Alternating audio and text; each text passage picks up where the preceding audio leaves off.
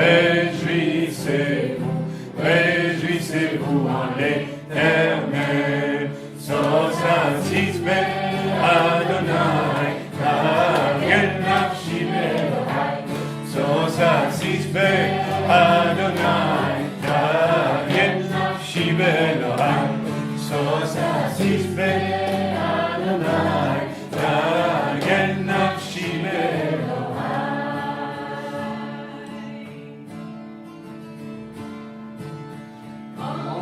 Merveilleuses sont toutes tes œuvres, ô Seigneur notre Dieu tout-puissant, juste et véritable dans toute ta volonté, toi le roi éternel, qui sur la terre et dans le ciel est semblable à toi.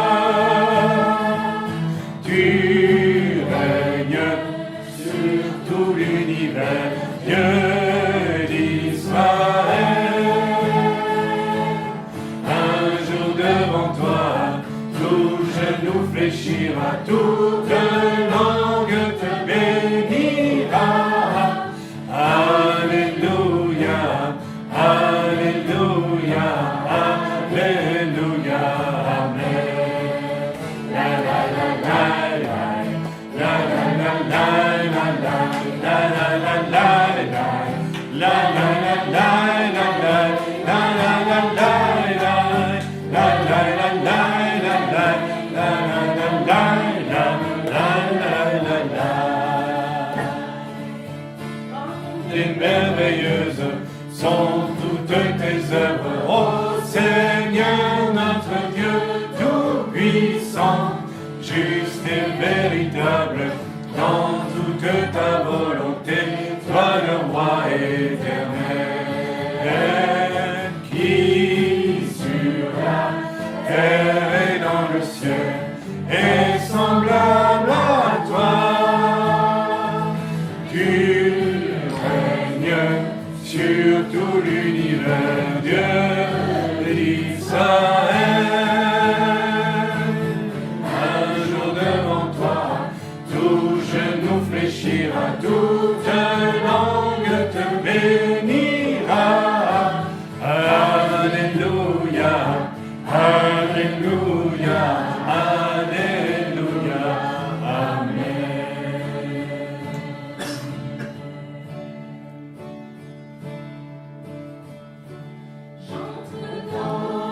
Tes portes, j'entre dans tes parvis, avec des louanges, devant toi me voici. Je reconnais ta majesté, je reconnais ta royauté, El Shaddai.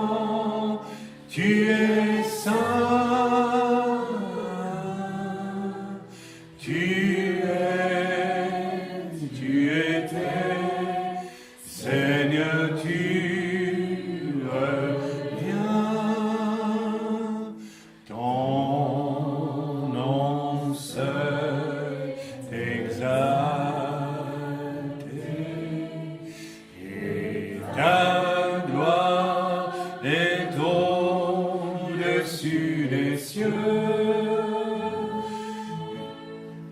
Dieu Tout-Puissant, tu es saint, assis sur le trône, tu règnes pour toujours.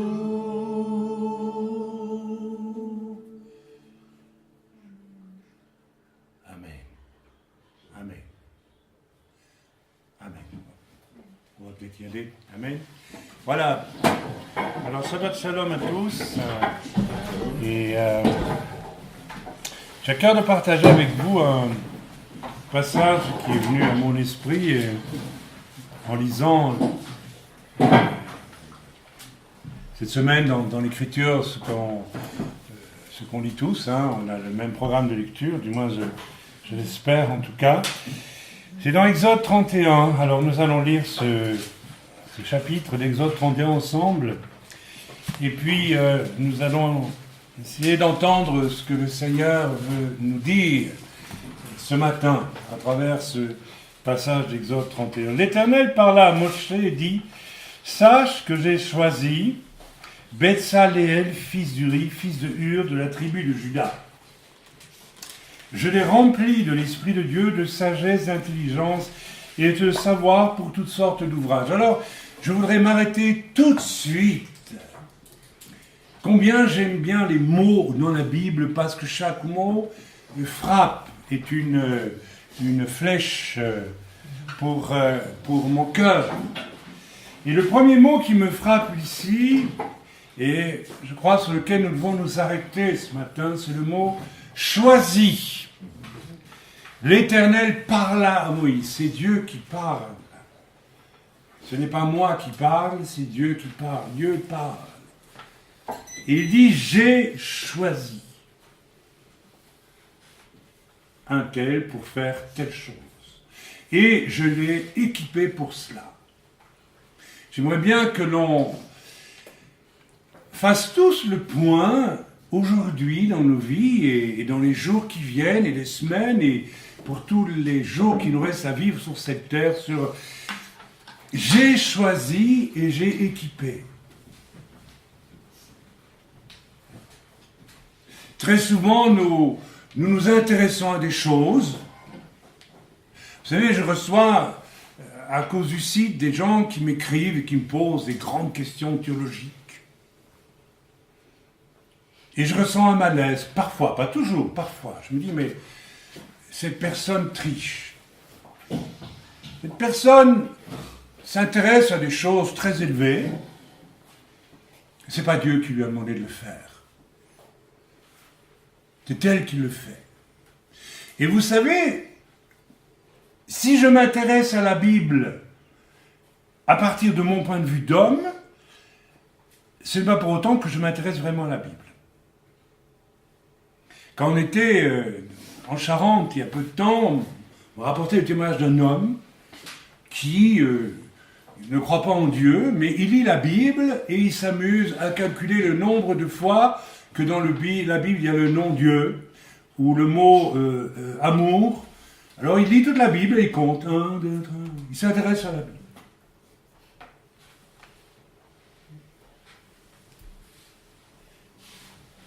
Ce qui est important, ce n'est pas ce que moi je veux savoir, mais c'est ce que Dieu me dit. Et je n'ai pas besoin de chercher à comprendre certaines choses si Dieu ne me demande pas de chercher à les comprendre. Je m'explique. Depuis des années, j'ai l'impression depuis des siècles, je m'évertue pas, je constate toujours avec la même fatigue, chez des tas de gens, qu'à un moment donné, et ça, c'est parce qu'on est entré dans un chemin d'orgueil, j'insiste, d'orgueil. Alors on va buter sur la fameuse question, éternellement la même, Dieu est-il un? Ou est-ce qu'il y a 3 personnes? Et qu'est-ce que ça veut dire? Et comment ça s'articule? Alors on lit des tonnes de choses là-dessus, toutes plus fausses les unes que les autres. Et elles ont toutes la même vertu, c'est qu'on est sûr d'une chose, alors on cherche dans l'écriture à démontrer que, et à la fin on a une conclusion qui contredit tout ce qu'on a dit. Ce qui est la preuve qu'on est dans un système qu'on appelle le serpent qui se mord la queue. Vous voyez ce que je veux dire? Et les individus sont assez stupides, je dis stupides. L'orgueil rend stupide, aveugle, que pour s'entêter à vouloir continuer à prouver ce qu'ils pensent. Concernant les 3 personnes de la divinité, je ne me suis jamais attaqué au problème. Jamais. Alors je sais, moi je suis quelqu'un d'idiot, pas très intelligent, donc je n'ai pas besoin de m'attaquer à ce problème-là, je n'en suis pas capable. Il y a beaucoup d'autres gens qui en sont capables. Oui, tu parles qu'ils en sont capables. Je ne veux même pas vous décrire les stupidités qu'on peut lire quand on écoute, n'est-ce pas, ces discours. Qu'ils soient... alors il y en a qui vous disent que Jésus, il est le Père, le Fils et l'Esprit en même temps. Donc, lorsqu'il est sur la terre, moi je me marre, vous savez, j'ose me marrer, parce que, donc, quand Jésus est sur la terre, il dit, je ne fais rien d'autre que ce que je dois faire par mon Père. Donc, comme Jésus est le Père autant que le Fils et l'Esprit, donc, quand il est sur la terre, pour voir ce que son Père fait, comme il est le Père, il monte au ciel, un petit coup, il prend le vêtement du Père, et il dit, fais ça, et il redescend, il reprend le vêtement du Fils, il dit, ah, merci, je le fais. C'est tellement ridicule, c'est tellement stupide, c'est tellement... C'est au bord du blasphème, ces choses-là, mes amis. Vous savez pourquoi c'est au bord du blasphème? Parce que c'est un mystère, et que vous ne pourrez jamais l'appréhender, je le dis, en criant s'il le faut, parce que votre intelligence humaine n'en est pas capable, c'est tout. On ne définit pas Dieu. S'attaquer à ça, c'est vouloir définir Dieu. Les païens font des dieux définis, qui sont à leur portée. Le dieu de la guerre s'appelle Mars. Je lui offre des bananes et des cerises, il m'est favorable. C'est le dieu qui fait la guerre. Le dieu Mercure, le dieu du commerce. Je lui offre des figues et des framboises, et il me fait réunir dans mes entreprises commerciales. Je veux définir Dieu, qui est Père, Fils et Esprit, à ma façon. Comme ça, je le mets à ma portée. Mais mes amis, mais vous êtes à la limite du blasphème quand vous faites ça. Je comprends pourquoi Dieu m'a toujours retenu de m'attaquer à ce faux problème. C'est un faux problème dans la mesure où c'est un problème qui ne me regarde pas. Vous avez vu Dieu, vous? Moi, j'ai pas vu. Ah, j'ai pas vu. J'étais au ciel, oui, j'ai vu Jésus, c'est vrai. Et j'ai beau répéter aux gens, mais s'il vous plaît, arrêtez de vouloir décortiquer quelque chose qui n'est pas décorticable. Dieu est infini. Cette dimension de la relation Père, Fils et Esprit dans le Echad, elle ne nous est pas compréhensible intellectuellement. On ne peut pas mettre ça en équation, c'est impossible. Parce que c'est hors de notre portée. Mais il est un fait que Dieu se présente Père, Fils et Esprit. On ne peut pas le nier. Il y a bien un Père, non? Et il y a bien un Fils. Et il y a bien un roi Ragodès. Il y a bien 3. C'est comme ça. Alors arrêtez de vouloir prouver qu'il n'y en a qu'un, qui prend les 3 formes quand il veut. Ou, vous savez, il y a toutes sortes de combinaisons. On a écrit des océans. Et chaque fois, c'est très curieux. Il y a quand les gens commencent cette recherche, en fait, ils déclarent une guerre aux autres qui ne pensent pas comme eux. Oui, il y a toujours cette dimension de conflit. Mais Dieu ne s'est pas révélé à nous pour être pour nous un lieu de conflit, n'est-ce pas? C'est le contraire. Tout le principe de Dieu est un echad ineffable, n'est-ce pas, qui se répercute, qui doit se répercuter dans nos vies, mais ça implique l'humilité, ça implique l'honnêteté. Moi, je ne suis pas capable intellectuellement de comprendre ça. Vous êtes capable? Personne n'est capable. Alors l'insensé, je dis l'insensé qui s'attaque à ça, il veut définir Dieu, ce n'est pas possible. Mais, si Dieu veut le révéler, il le révèle. Mais il le révèle comment? À votre intellect? Non. Je vous ai raconté comme un jour, j'étais à genoux dans ma chambre. Et où Dieu m'a dit, Est-ce que tu veux que je te le montre? Comment nous fonctionnons en unité? Qu'est-ce que ça veut dire les trois unis? Et j'ai eu cette expérience du cercle de feu dont je parle, n'est-ce pas, dans la bénédiction du Père. Et où j'ai entendu cette voix du Père et du Fils. Et on comprend alors que il y a bien trois personnes, mais cet amour absolu qu'il est. Il n'y a même pas de mots pour dire comment cet amour absolu, qu'est-ce qu'il fait entre eux. Je ne trouve même pas les mots pour le dire, tellement c'est l'amour, point. L'amour n'unit pas les gens. L'amour parfait de Dieu fait qu'ils sont indivisibles. Voilà. Même cette notion de... je ne peux même pas dire leur amour les unit. Non. Parce que pour unir deux choses, il faut d'abord qu'elles soient désunies pour les unir. Vous comprenez? Est-ce que vous comprenez? Dieu n'a jamais été désuni. C'est un amour qui implique qu'il n'y a jamais eu de division de toute façon. Et ça crée un échad, une unité. Au-delà de ça, moi, je ne sais rien. Je l'ai vu dans le cercle de feu. Et j'ai vu bien d'autres choses dans le cercle de feu. Mais Dieu m'a dit, ça, tu ne peux pas le rapporter. Alors, vous me croyez pas, je m'en contrefiche. Moi, je sais que je l'ai vu et que je l'ai vécu. Mais je voudrais, non pas ici me mettre en valeur, surtout pas. Mais vous comprenez la leçon qui est au cœur de tout ça. Chaim n'a jamais essayé de démontrer la Trinité, l'unité, tout ce que vous voulez par des raisonnements d'hommes, de théologiens. Il y a des tas de gens qui ont essayé avec ça. Et de toute façon, c'est jamais convaincant. Parce que je sais au fond de moi-même que ce n'est pas possible. Ça s'appelle l'humilité, ça, mes amis. Ça s'appelle l'honnêteté. Et parce que j'ai eu cette humilité, parce que nous avons cette humilité, alors Dieu peut nous faire voir les choses. Si vous ne devenez pas comme des enfants, vous ne pouvez pas rentrer dans le royaume des cieux ou le royaume de Dieu. Le royaume des cieux et le royaume de Dieu, ce n'est pas une entité abstraite là au ciel, c'est une réalité profonde, spirituelle, de maintenant. Le royaume des cieux, c'est le surnaturel de l'Esprit de Dieu qui équipe quelqu'un. C'est ça déjà le royaume des cieux, le royaume de Dieu. Lorsque dans l'Écriture, il est dit ici, l'Éternel parle à Moshe et dit « Sache que j'ai choisi Betsalel, fils d'Uri, fils de Hur. » Vous êtes déjà dans le domaine du royaume des cieux, du royaume de Dieu.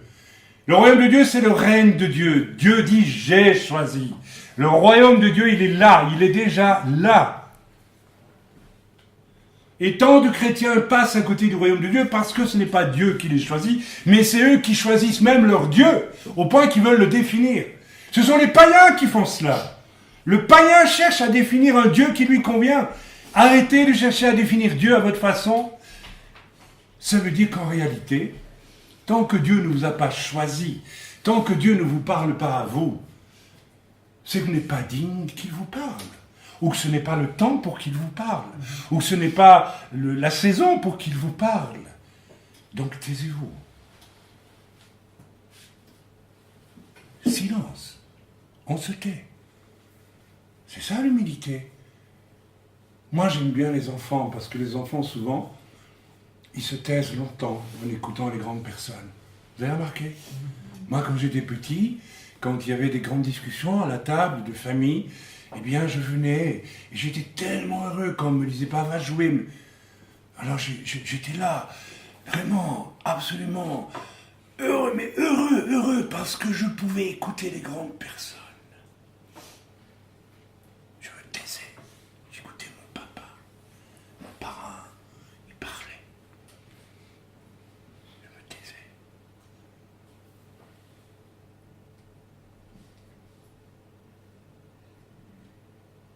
Ça veut dire que l'orgueil, là, il n'a pas sa place. Hein. L'orgueil, c'est quoi? L'orgueil, c'est une exaltation de soi par soi. C'est païen, l'orgueil. C'est les païens qui fonctionnent comme ça. Moi, je sais, moi, je fais, moi, je suis, moi, je comprends, moi, je m'intéresse à ça, moi, ceci, moi, cela. Toi, rien du tout.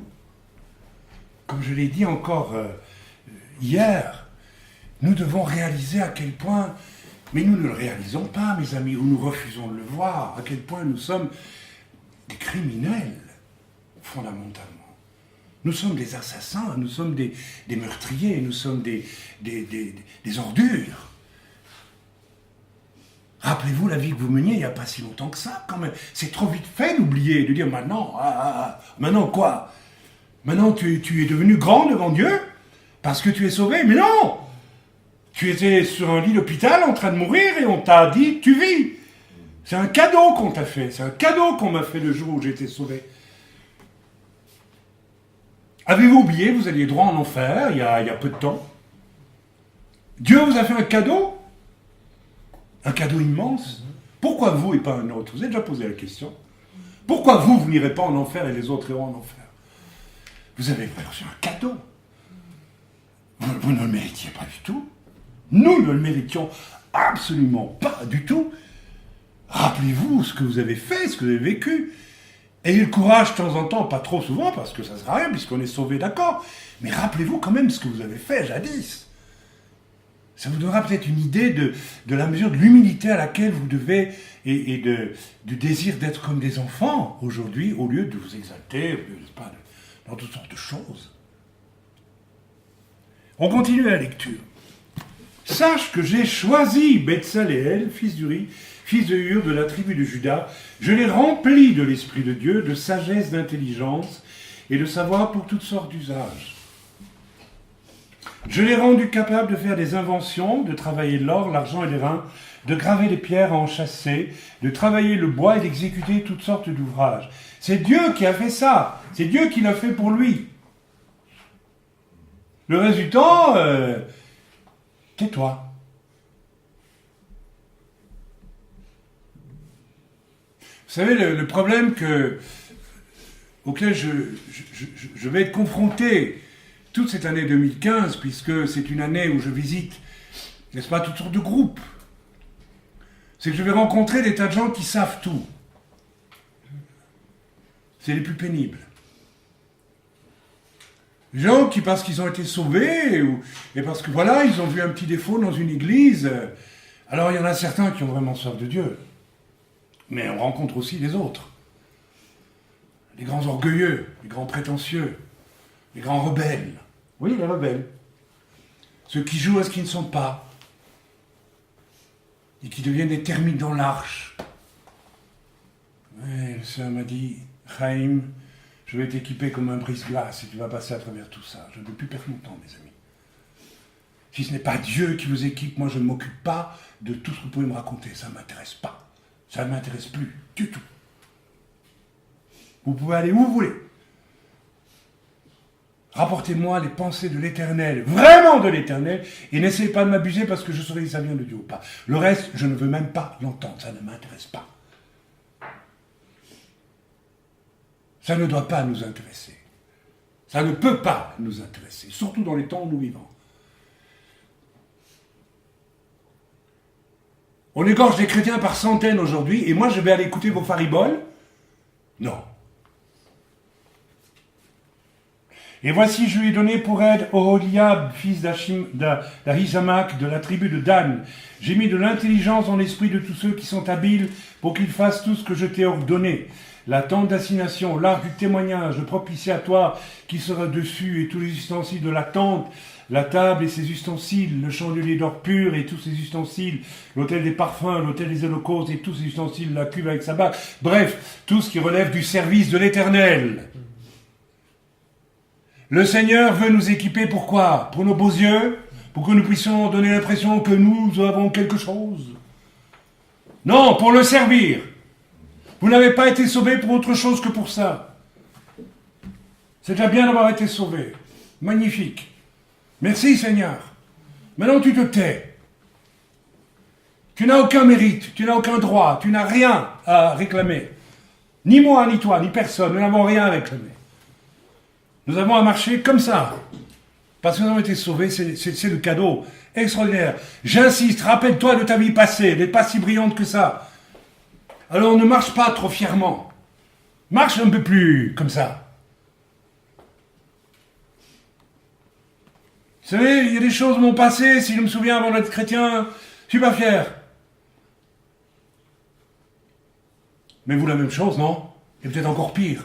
Parce qu'on se connaît, hein? Alors, abaisse un peu ta fierté. Abaisse. Abaisse. que si tu ne l'abaisses pas, le Seigneur il va te vomir un jour. Dieu fait grâce aux humbles, il résiste aux orgueilleux. Vous savez ce que j'ai vu, de quelle façon j'ai vu Dieu résister aux orgueilleux. C'est tragique, vous savez, un orgueilleux, quelqu'un qui s'enorgueillit face à Dieu, c'est tragique ce qui lui arrive. Ça finit très mal. Il faut descendre, Dieu va le faire descendre, mais très très bas, très bas, très très bas, dans la déchéance le plus souvent. Et là, au fond du trou, alors là, j'ai tout flanqué en l'air, oui, tu as tout flanqué en l'air, oui. Repends-toi, mais repends-toi vraiment cette fois. Humilie-toi devant Dieu. Je répète, nous n'avons aucun mérite devant Dieu, vous savez. Je n'ai aucun mérite devant Dieu. Vous non plus, nous n'avons pas de mérite. Les vêtements d'office, les vêtements sacrés pour les sacrificateurs, Aaron, les vêtements de ses fils pour les fonctions du sacerdoce. Entre parenthèses, il fabriquait les vêtements pour qui? Alors c'est intéressant de voir que ce sont des diacres d'une certaine façon, doués au point de vue artistique, qui vont fabriquer les vêtements pour le service des serviteurs qui vont officier dans le temple. C'est juste une parenthèse. Un véritable chrétien doit aider aussi, normalement, un serviteur de Dieu. Alors, Paul le dit, quand, c'est pas, Épître aux Éphésiens, chapitre 6, si j'ai bon souvenir, au reste, priez pour moi, etc., etc., etc. Vous savez que vous devez habiller les serviteurs de Dieu. Non pas seulement avec vos dîmes et vos offrandes, mais aussi, mais oui, c'est biblique, c'est comme ça. Mais aussi par vos prières, par votre façon de marcher avec eux pour qu'ils puissent faire ce qu'ils ont à faire. Dieu a établi des apôtres, des prophètes, des évangélistes, des docteurs et des pasteurs, mais tout le monde n'est pas évangéliste, pasteur, etc. Il y a des diacres, diaconesses, et puis il y a des gens qui ne sont pas ni pasteurs, ni diacres, ni diaconesses. Donc qu'est-ce qu'il va faire cela? Eh bien, vous devez être content d'être dans la maison de Dieu et d'aider, sincèrement. Et pas vouloir grimper aux échelons tout de suite pour paraître ce que vous n'êtes pas.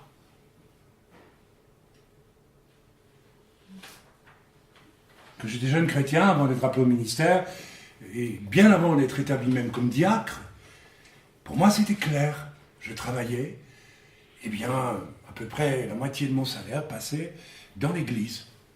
Parce que je trouvais extraordinaire, puisque moi j'avais les moyens, que le pasteur était débordé et tout, eh bien voilà, il fallait de la moquette. Alors avec ma femme, on priait, on disait qu'est-ce qu'on fait? Oui, alors le pasteur il aime bien telle couleur de moquette. On se renseignait au moins. On n'imposait pas au pasteur nos goûts. Ce que font certains chrétiens, qui vous offrent de force ce que vous devez aimer, n'est-ce pas?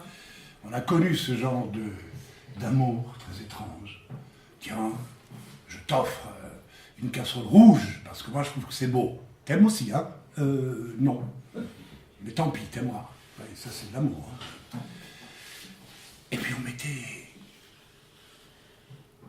Après avoir demandé au pasteur la couleur de la moquette qu'il aimait, on allait acheter, on mettait la moquette. Alors quand le pasteur avait putain, qu'est-ce qui s'est passé? Il y a un ange qui est passé. Alors moi je rigolais, j'étais content parce que j'avais donné. Je cherchais à faire du bien aux serviteurs. Et puis il manquait des chaises, alors je voyais les serviteurs qui se grattaient, je voyais qu'il comptait dans sa tête, mais j'ai pas d'argent ce mois-ci, il travaillait aussi, mais pas faire. Comment on va faire, etc. Je dis d'accord, je vois dans ta tête ce qui se passe. Et je dis à ma femme, écoute, il manque 14 chaises. Allez, c'est pas cher, on y va. Allez, hop, on a acheté. Frères et sœurs, voilà. C'est quand même étonnant qu'il faille régulièrement parler des besoins dans les livres. Vous ne trouvez pas ça bizarre qu'il faille toujours parler des besoins? C'est curieux que les gens ne voient pas d'eux-mêmes les besoins et n'anticipent pas sur les besoins. On va voir un peu plus loin dans l'Écriture quelque chose d'extraordinaire, puisque vous l'avez lu aussi, c'est un peu plus tard, je pense, n'est-ce pas, lorsque on va devoir dire au peuple d'Israël d'arrêter d'apporter les offrandes, il y en avait trop. Ça veut dire qu'il va dire, Moïse a besoin pour le service du Seigneur, et hop là, on y va. Il n'a rien dû demander, Moïse, il n'a pas dû dire on a besoin, hein, tout le monde l'a vu, crac, et hop là, on a dit, stop, il y en a assez, il y en a trop. Le jour on verra ça dans les églises. Vous savez, autour de l'argent, c'est inouï tout ce qui se passe dans les églises. C'est une guerre entre les serviteurs de Dieu et la plupart des chrétiens. Donnera, donnera pas. Donnera, donnera pas. Alors, on assiste à toutes sortes d'excès. Alors, bien sûr, on épingle certains qui... Mais, à la limite, on peut se poser la question, mais qui est responsable de tout ça, au fond? Certains qui vivent peut-être dans la grande panique, certains évêques qui en arrivent à faire involontairement pression, peut-être, que sais-je. Mais au fond, pourquoi ces choses arrivent-elles? Tout simplement parce qu'on ne vit pas ce qui est mis dans l'Écriture. Vous savez, quand l'Écriture dit... excusez-moi, c'est l'Écriture qui le dit. Parce que quand les gens m'écrivent « Frère, est-ce que dans la Nouvelle Alliance, il faut toujours donner la dîme, etc., etc. » Mais ils ne me disent pas « Vous savez, j'ai à cœur de donner tout ce que je peux. Hein. » J'ai envie de répondre, espèce hypocrite. Tu es en train de vouloir me faire dire que non, ce n'est pas la Nouvelle Alliance, donc, parce qu'en fait, tu ne veux rien donner du tout.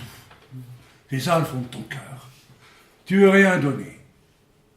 On a entendu tellement d'âneries à ce niveau-là. Un homme de Dieu, ça vit par la foi, donc on n'a pas à le soutenir. D'accord. Tous les fins de mois, il y a un ange qui descend chez moi, et dans ma boîte aux lettres, il dépose l'argent nécessaire pour que je mange. Ben écoutez, je ne l'ai jamais vu jusqu'à aujourd'hui. C'était juste une parenthèse, mais ça vaut la peine quand même d'être signalé. Pourquoi alors, ici, je bénis le Seigneur dans notre œuvre. Nous avons su faire preuve de tous ensemble, moi avec vous d'ailleurs, vous le savez, de beaucoup de générosité. Quand il y avait besoin, on y va. On ne compte pas ce qu'on a, ce qu'on n'a pas, on y va, on obéit au Seigneur, on prie. Et Dieu fait une comptabilité bien à lui, il dit fais ça, il le fait. Cette semaine, j'ai reçu deux dons de deux personnes que j'aime beaucoup, que je respecte, dont je sais qu'elles n'ont pas d'énormes revenus. Et je sais que c'est inutile que je refuse le don. Hein. Elles ne voudront pas. Et je sais que pour elles, c'est un réel sacrifice. Mais elles m'ont écrit, ces personnes, nous avons reçu l'ordre de Dieu de le faire, donc nous le faisons. Vous savez, venant certaines personnes, vous dites ça, ce sont les saints. Ça, vraiment, c'est les saints. Mais, vous savez, je ne suis pas aveugle. Bon, il y a de tout dans l'Église. Mais c'était juste une parenthèse. On continue. L'Éternel parla à Moïse et dit, parle aux enfants d'Israël. Il dit là, oui, je voulais citer en fait tantôt le fameux verset biblique qui dit, qui règle toute la question. Bien sûr que nous ne sommes plus sous la loi, nous sommes sur la loi accomplie, c'est-à-dire bien plus que la loi. La loi dit, tu donneras la dîme, d'accord? La loi a été accomplie en Yeshua, ça veut dire quoi en réalité? Eh bien, vous trouvez un verset qui dit dans le Nouveau Testament, et vous regardez combien de fois Paul dit « telle église s'est ruinée pour soutenir une autre, etc. etc. » Et lorsque Paul écrit lui-même « faites part de tous vos biens aux serviteurs », ça veut dire quoi? Ça veut dire, je n'ai pas dit qu'il fallait que vous vendiez tout ce que vous avez et l'apporter à l'église, je n'ai jamais dit ça, mais soyez disponibles du fond de votre cœur pour donner tout ce que Dieu vous demandera de donner quand il vous le demandera. Et n'attendez pas que n'est-ce pas, on doive supplier et expliquer quel est le besoin. Vous voyez très bien où sont les besoins, alors vous devriez avoir le cœur ouvert pour donner, n'est-ce pas, librement. Nous sommes au-delà de la loi, nous sommes dans la loi accomplie. Alors la question n'est pas de savoir, il faut donner la dîme ou plus donner la dîme. Puisque nous ne sommes plus sur la loi, donc on ne donne plus rien du tout. Mais mon cher ami, tu n'es plus sous la loi. Tu es sous la loi accomplie, c'est-à-dire la loi parfaite. En Yeshua, Mashiach, la loi est accomplie parfaitement pour toi. Donc il ne s'agit plus de donner 10%. Il s'agit de donner ce que Dieu te donne et d'être constamment disponible quand le Seigneur, en tout cas, te parle. C'est clair. Ça veut dire que c'est le lieu de la générosité commandé par Dieu, le problème des finances. Voilà où il se trouve le problème. Voilà où il se trouve le problème. Et c'est parce que les chrétiens ne font pas ce que Dieu leur demande de faire que toutes sortes de dérives interviennent. Alors on leur fait peur, par exemple. Moi, je ne vous fais pas peur en vous racontant ce que je vous raconte. Je vous dis, vous êtes entièrement libre. Mais pas de mentir et de tricher. Oui, on n'est plus sous la loi, donc voilà, on ne donne plus rien. Vous le savez très bien. Vous êtes libre de faire. Vous êtes seul devant Dieu pour savoir comment vous devez être généreux. C'est votre problème, c'est votre cœur. Vous savez, la loi, elle était là parce qu'il fallait indiquer aux gens, fais ceci, fais cela. Parce que si tu ne le fais pas, ben, ça ne peut pas aller dans le peuple de Dieu. Donc il faut le faire. Donc tu tues plus. Donc tu ne convaincs plus la femme de ton voisin. Donc tu donnes la dîme. Autrement, les Lévites, ben, ils ne peuvent pas travailler. Ok, on t'explique, c'est pédagogique. Non, la loi est accomplie, on n'a plus à expliquer. On agit parfaitement. Vous comprenez la différence? Est-ce que vous comprenez la différence? Et c'est parce que les chrétiens refusent cette vérité qui les rend responsables devant Dieu. Ah, mais ça devient différent. Je dois d'abord demander à Dieu ce que je fais avec mes biens. Voilà le problème que je veux contourner. Je veux rester le propriétaire de mes biens, des biens qui me sont de toute façon donnés par Dieu, dont je ne suis pas propriétaire en réalité. Je ne veux pas que Dieu puisse me demander ce qu'il veut me demander. J'ai très peur de prier à ce sujet-là parce que, aïe, aïe, aïe, aïe, aïe, aïe, aïe, et puis le diable vient à la rescousse, bien sûr. Comme il est menteur, il vient t'aider un bon petit coup. Oui, Dieu va te demander, c'est pas possible. Tu n'as pas entendu la voix de Dieu, là, ça vient de moi, l'ennemi, tu comprends? Et l'autre, il croit que c'est Dieu qui lui parle, hein, bien sûr. Alors, vous savez, quand le cœur n'est pas bien disposé, on donne accès à qui? Au Saint-Esprit ou à l'esprit de l'autre?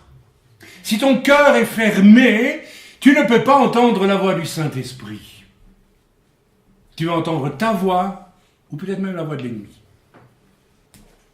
Et s'il y en a un qui veut vraiment que tu n'entendes pas la voix du Seigneur, on sait très bien qui c'est.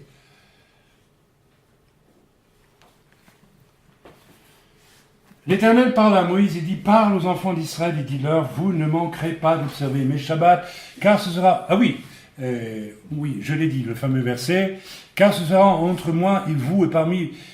Je vous assure, frères et sœurs, je reviens là-dessus parce que il y a 4 ans d'ici, le Seigneur m'a dit, il faut que tu parles de ce problème.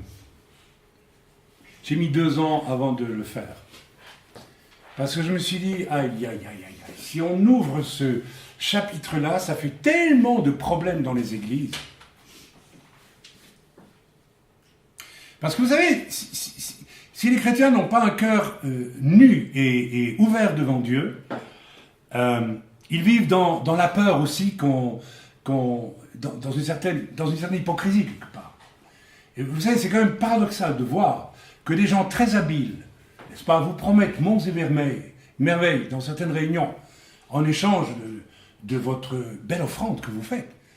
On m'a parlé encore récemment de réunions de ministères, n'est-ce pas, qui décident de ne pas quitter une réunion sans avoir 10 000 ou 15 000 euros d'offrande. Et qui refont offrande sur offrande pour arriver à la somme de.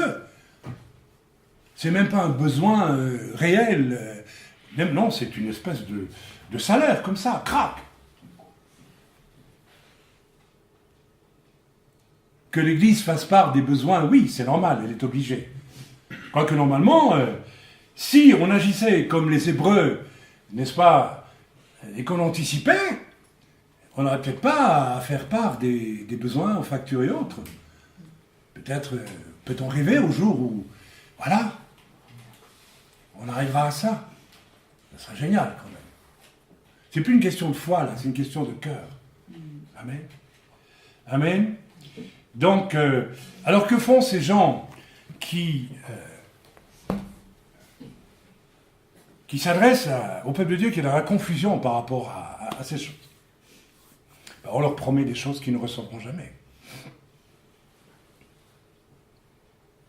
Vous allez recevoir une onction spectaculaire. Vous allez recevoir des choses de Dieu extraordinaires. Mais il faut d'abord payer. Et mes amis, mais est-ce que nous avons oublié que la réforme a démarré avec Luther contre le fameux problème des... Comment on appelait ça? Des indulgences. Vous savez ce que c'était, les indulgences de l'Église catholique? Oui.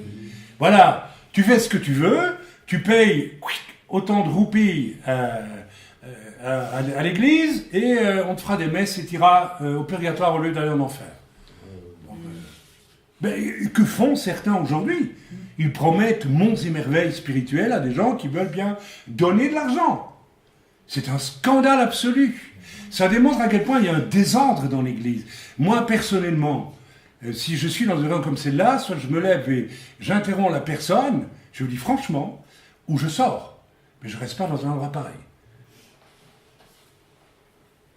Ça montre à quel point les gens se disent « Ouais, si je peux recevoir une sacrée onction, alors je vais acheter. J'achète. Je paye. » À quel point... Mais attendez, on est dans le paganisme le plus absolu, là. On fait des offrandes aux dieux pour obtenir. On offre des bananes, des prunes ou un sacrifice d'animal, voire un sacrifice humain. Et on obtient de qui? De Satan. Donc, concernant ce problème des biens, nous n'avons qu'une seule attitude possible et imaginable, c'est-à-dire une liberté totale du cœur, une disponibilité. Nos biens ne nous appartiennent pas. Je répète, ça ne signifie pas que vous devez sortir d'ici, aller vendre. Je n'ai jamais dit ça, je ne le redirai. J'insiste là-dessus. Mais vous êtes seul devant Dieu, avec votre cœur ouvert, et vous faites ce que Dieu vous demande de faire. C'est ça. La loi accomplie. Ce n'est rien d'autre que ça. Maintenant, si vous voulez donner votre dîme, donnez votre dîme. Moi, je m'en fiche. C'est votre problème. Moi, je vous ai dit ce que l'Écriture, ce qui fait sens dans l'Écriture avec ce problème. Bien sûr, on n'est plus sous la loi. On est sous la loi magnifiée, accomplie, rendue parfaite. Donc, c'est pas la dîme qu'on a donnée, c'est ce que Dieu dit. C'est ce que Dieu dit. Dieu te demande 10 francs, tu donnes 10 francs. Dieu te demande 10 000 francs, tu donnes 10 000 francs. Ça m'est arrivé. J'ai eu un héritage. J'étais jeune chrétien. J'ai donné 98% à 2 œuvres chrétiennes. Oui, je l'ai fait parce que Dieu m'a dit de le faire. Je l'ai fait, j'ai obéi. Et j'ai gardé le reste pour acheter juste une machine à laver à mon épouse. Voilà. C'est simple. Difficile? Non. L'héritage est arrivé. J'ai dit, Seigneur, qu'est-ce que je fais avec ça? Seigneur m'a dit, bon, tu gardes pas, tu donnes. Bon, j'ai donné. C'est tout. Fini. Ça m'a coûté? Non, rien du tout. Ça m'a rien coûté du tout. Je trouvais ça normal. Parce que, j'ose le dire, frères et sœurs, eh bien tout simplement, j'avais choisi depuis longtemps. J'ai été sauvé par grâce. Je sais que je suis passé des ténèbres où j'allais en enfer. Il y a 33 ans. À la lumière de la gloire de Dieu et du pardon, j'ai goûté aux choses de l'Esprit de Dieu d'une façon exceptionnelle, comme toute personne qui vient vraiment à Jésus-Christ. Donc pour moi, c'était pas un problème. Allez, on continue, parce que comme c'est enregistré, ça va être écouté sur le site, et j'espère que ça va toucher l'un ou l'autre qui doit peut-être mettre sa vie en ordre. Oh là là, et je ressens que beaucoup de chrétiens, vous n'avancerez jamais dans votre vie spirituelle. Vous fabriquerez que des contrefaçons et des ersatz parce que vos cœurs sont liés, mes amis. Et notamment dans ce domaine-là. Amen. Alors, vous gardez votre argent pour acheter je ne sais quel pouvoir dans je ne sais quelle réunion de faux serviteurs aujourd'hui. Voilà ce que vous faites. Au lieu de humblement pourvoir aux besoins des saints. Pendant que ces messieurs ou ces dames, comme on me l'a rapporté à une époque, ici en Suisse, à Yverdon, cette femme qui était une sorcière chrétienne, et qui demandait que les chrétiens apportent leurs bijoux parce qu'elle n'était pas contente avec l'offrande. Non, mais vous vous rendez compte du scandale? Vous imaginez Jésus qui demande aux gens d'apporter leurs bijoux? Et les gens l'ont fait. Même des alliances, paraît-il. Des alliances de mariage. Si c'est vrai ou pas vrai, j'en sais rien. Mais en tout cas, les bijoux, oui. Attendez, on est où, là? Et vous allez dans ce genre de réunion. Et là, vous allez dépenser votre argent. Vous allez vous acheter quelque chose. Vous achetez une illusion parce que ces gens vous font l'illusion. Alors qu'il y a des milliers de braves serviteurs de Dieu qui ne se préoccupent pas de se faire connaître, ni rien du tout, et qui travaillent sur le terrain parfois de façon épouvantable. J'ai fait 15 ans d'Afrique, tous les ans en Afrique. J'ai vu des pasteurs, il n'y a même pas une bicyclette au fond de la brousse pour aller d'un lieu à l'autre, qui allaient à pied toute la semaine pour aller faire des cultes.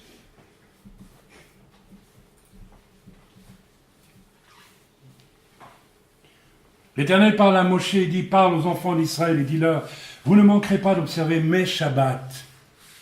Mes Shabbats. Ce sont les Shabbats de Dieu, mes amis.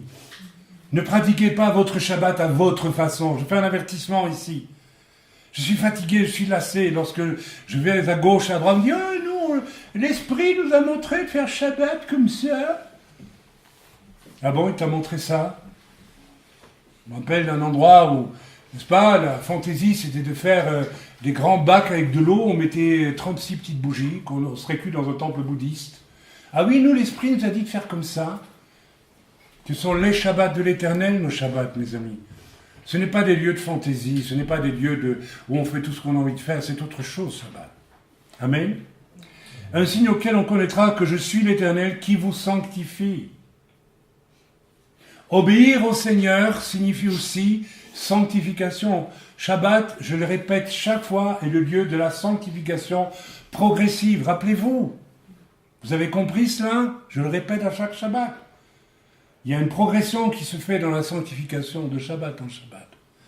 Parce que l'on obéit à Dieu. Vous observerez le Shabbat car il sera pour vous une chose sainte. Celui qui le profanera sera puni de mort, vous vous rendez compte? Alors moi je vous dis tout simplement, voilà, si vous refusez la sanctification, bien vous mourrez, tout simplement. Vous mourrez. Faisons une croix sur cette idée du salut qui est acquis une fois pour toutes. Je veux bien y croire. Mais, nous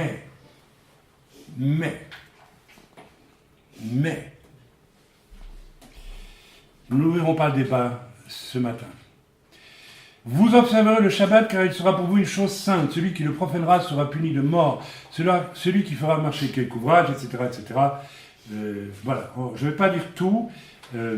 Voilà, je vais entrer seulement dans le message. Du verset 12 au verset 18, nous avons l'ordre de l'Éternel de faire Shabbat. Alors c'est le lieu de la relativité, Shabbat. C'est-à-dire le lieu où on se place devant Dieu afin que Dieu nous montre nos imperfections. Voilà, nous sommes à Shabbat. Nous avons parlé malheureusement entre anciens de choses imparfaites qui ont été pratiquées, non pas... Voilà, c'est l'occasion de se rendre compte, j'ai pas été parfait. J'ai été négligent, ça aurait pu avoir des conséquences graves pour autrui. J'ai pas besoin de nommer, vous le savez, pour certains. Ok, je fais Shabbat. C'est le temps où Dieu me parle, où Dieu me dit, voilà, tu n'as pas fait ça, ou tu as fait ceci, ou complètement, ou imparfaitement. Ça aurait pu avoir des conséquences pour autrui. C'est très grave, il faut que tu te repentes. Et se repentir signifie pas seulement aller trouver la personne et dire « Frère, je te demande pardon. » C'est te repentir, c'est-à-dire, comment on peut te repentir? C'est-à-dire, vraiment décider, alors là, j'ai pris conscience que ça ne va pas du tout chez moi. Et je change.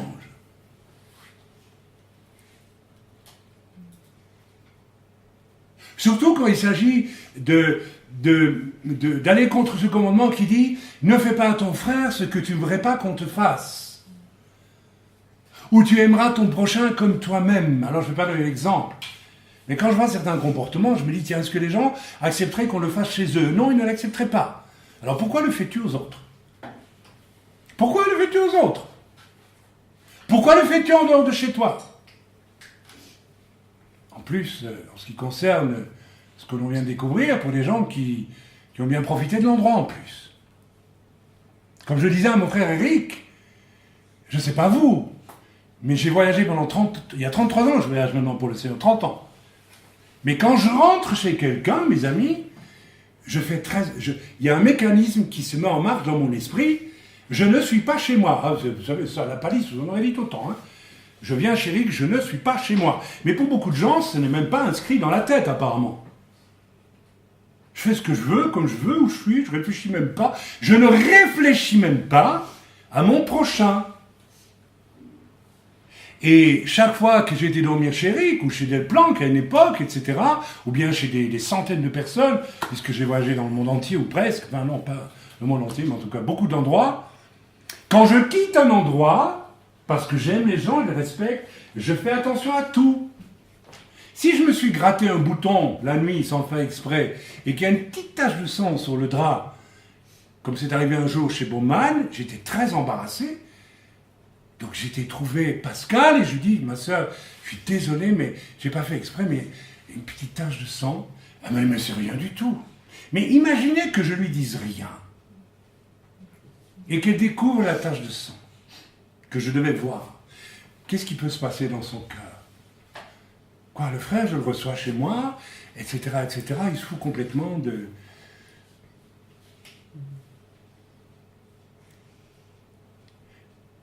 Shabbat, c'est samedi, comment est-ce que je me comporte? J'aimerais qu'on s'occupe de moi, mais est-ce que ma vie est tellement en ordre? Ou est-ce que je fais semblant de rien? Ou je passe vite sur des choses? Je triche. Je masque. Je mets un masque sur les choses, au lieu de regarder les choses en face. Au lieu de regarder ma faute en face, de la nommer. 12 à 18, ordre de faire Shabbat. Shabbat est le lieu de la sanctification, mes amis. Vous serez saints car je suis saint, dit l'Éternel. Donc Shabbat, aujourd'hui, c'est le lieu pour rechercher devant Dieu. Aujourd'hui, nous aurons des réunions, bien sûr, c'est bien. Mais est-ce que ma semaine a été parfaite ou pas parfaite? Et alors, dans ce cas-là, je ne m'empresse pas d'aller m'excuser et puis croire que c'est fini. Non, le but du Seigneur n'est pas là. Le but du Seigneur est d'enfoncer un clou dans ton cœur. Que tu te sentes bien concerné par le problème. Parce que vous savez, il y a une façon de se débarrasser des problèmes très vite, comme ça. Je demande pardon, papa. C'est très, excusez-moi, c'est très francophone. Ça dit francophone parce que les Belges aussi, ou les Suisses. On parle un petit peu, on croit que tout est réglé. Rien n'est réglé. Comment se fait-il qu'il faille dire à certaines personnes dans les années la même chose? Tout simplement parce que la personne, oui, regrette ce qu'elle a fait, mais le clou ne s'enfonce pas dans la conscience. Shabbat est le lieu de la sanctification, c'est-à-dire le lieu où le Seigneur veut enfoncer des pieux. Là, puisqu'il faut enfoncer des pieux, normalement, ça devrait être une épingle, ça devrait suffire. Normalement, lorsque je commets une erreur ou une faute, ne disons pas une erreur, une faute. Un coup d'épingle devrait suffire sur ma conscience. Pourquoi faut-il mettre un piquet? Pourquoi faut-il mettre finalement un pieu? Et pourquoi à la fin faut dire à la personne, j'ai enfoncé les plus gros pieux qui soient possibles, et tu n'entends de toute façon pas, donc je ne peux plus rien pour toi. Alors c'est curieux parce que là, les gens sont désemparés, alors là, ils se mettent tout seuls devant Dieu, et alors là, ils commencent à accepter, n'est-ce pas, tout doucement, ouais, c'est vrai, ouais, je change quand même. Pourquoi pas avant?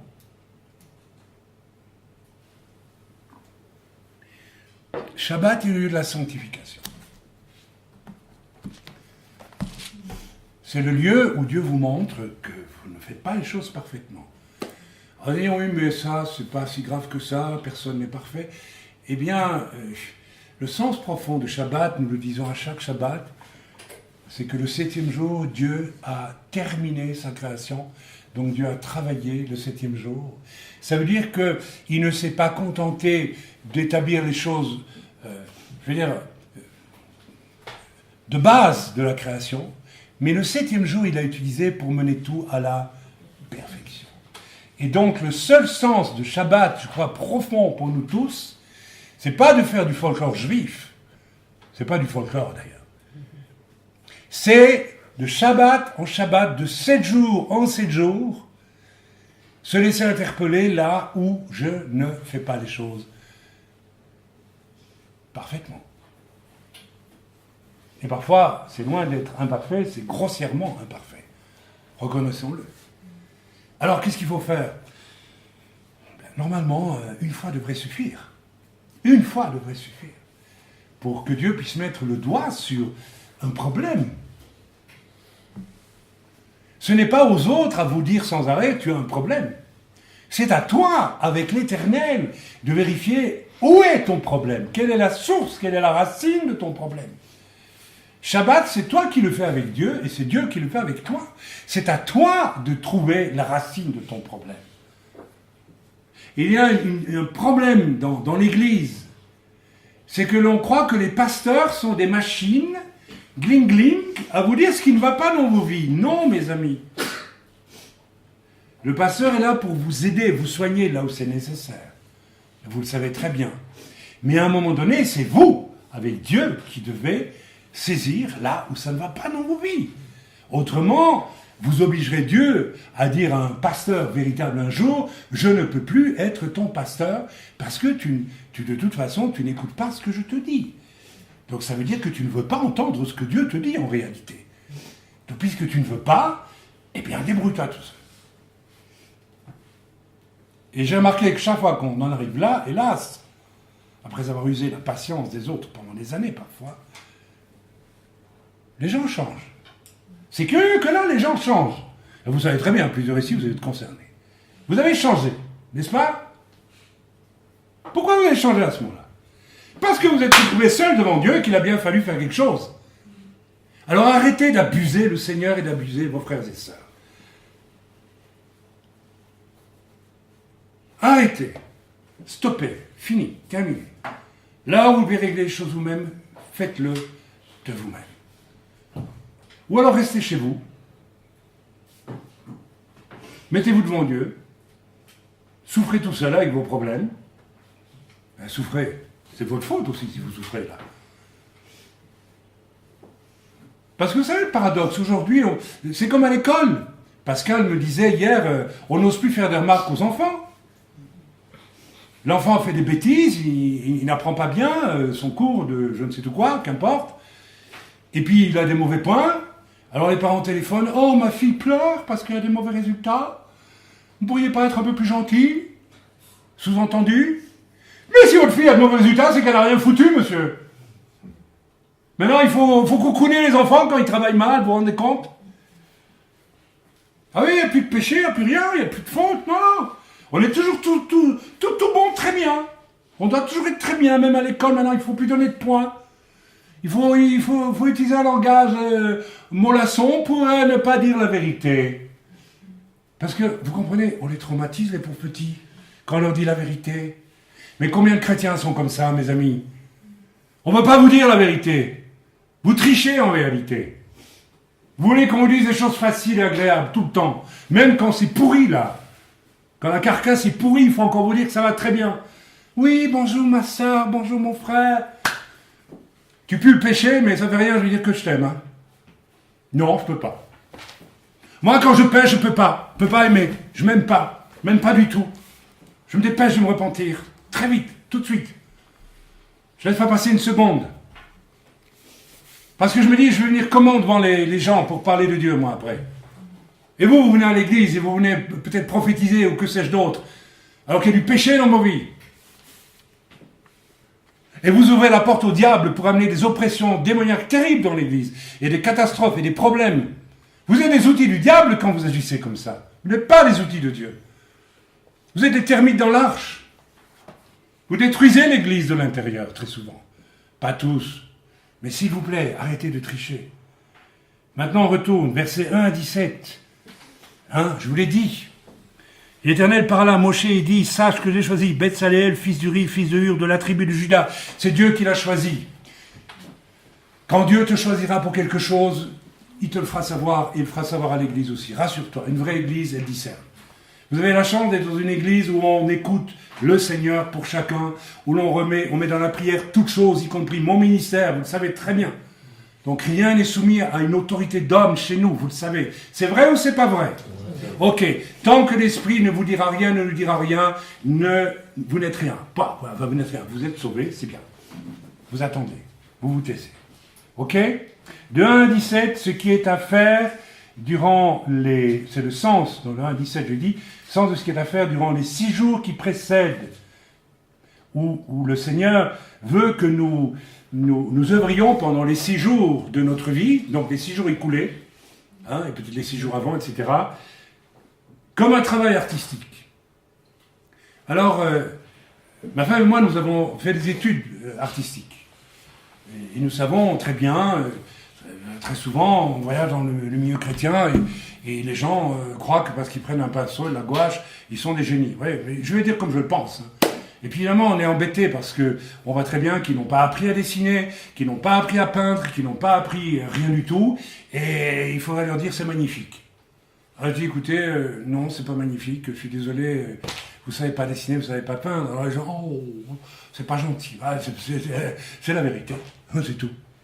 Hein, si tu ouvres un garage super performant et tu n'as jamais appris à démonter une voiture, je ne sais pas ce qui va sortir de ton garage. Et c'est la même chose en art, mes amis. Et le Seigneur veut que nous soyons comme des artistes. Mais pas dans le sens d'être des grands fantaisistes qui font n'importe quoi. C'est pas ça un artiste. Un artiste, c'est quelqu'un qui a de l'intelligence pour faire les choses bien.